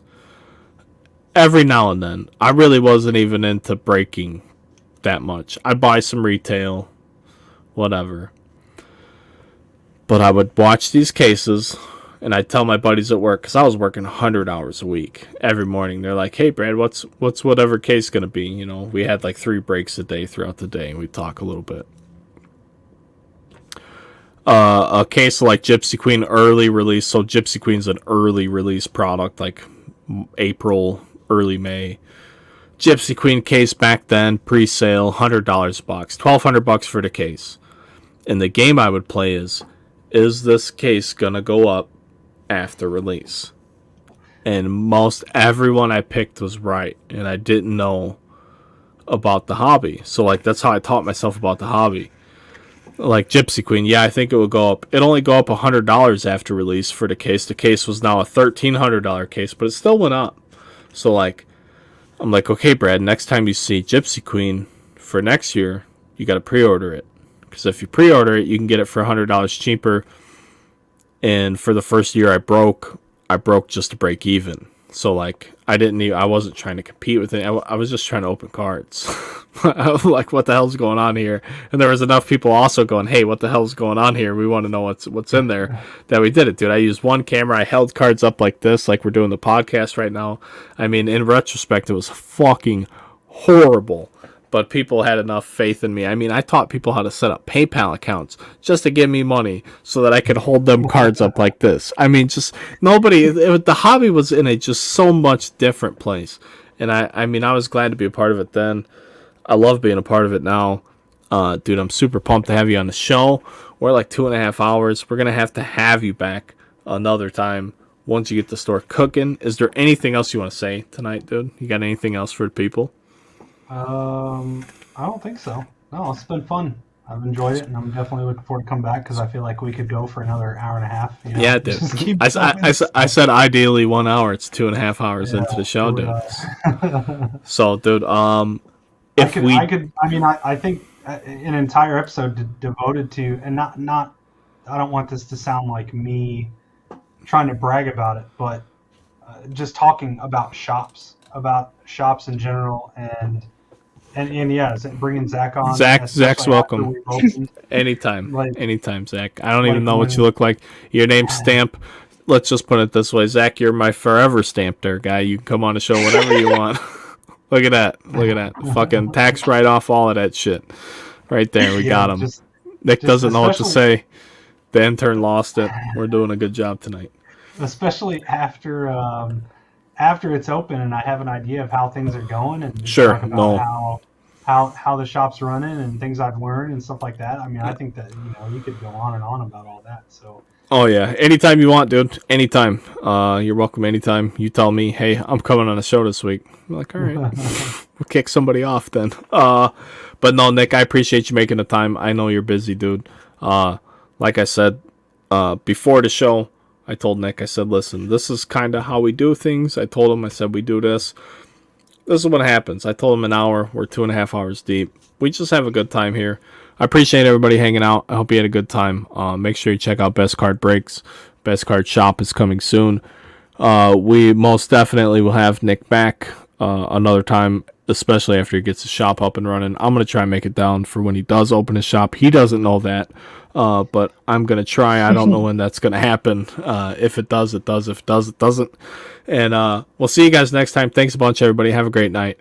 And thanks for tuning in. See you next time. Thanks, Nick. Peace.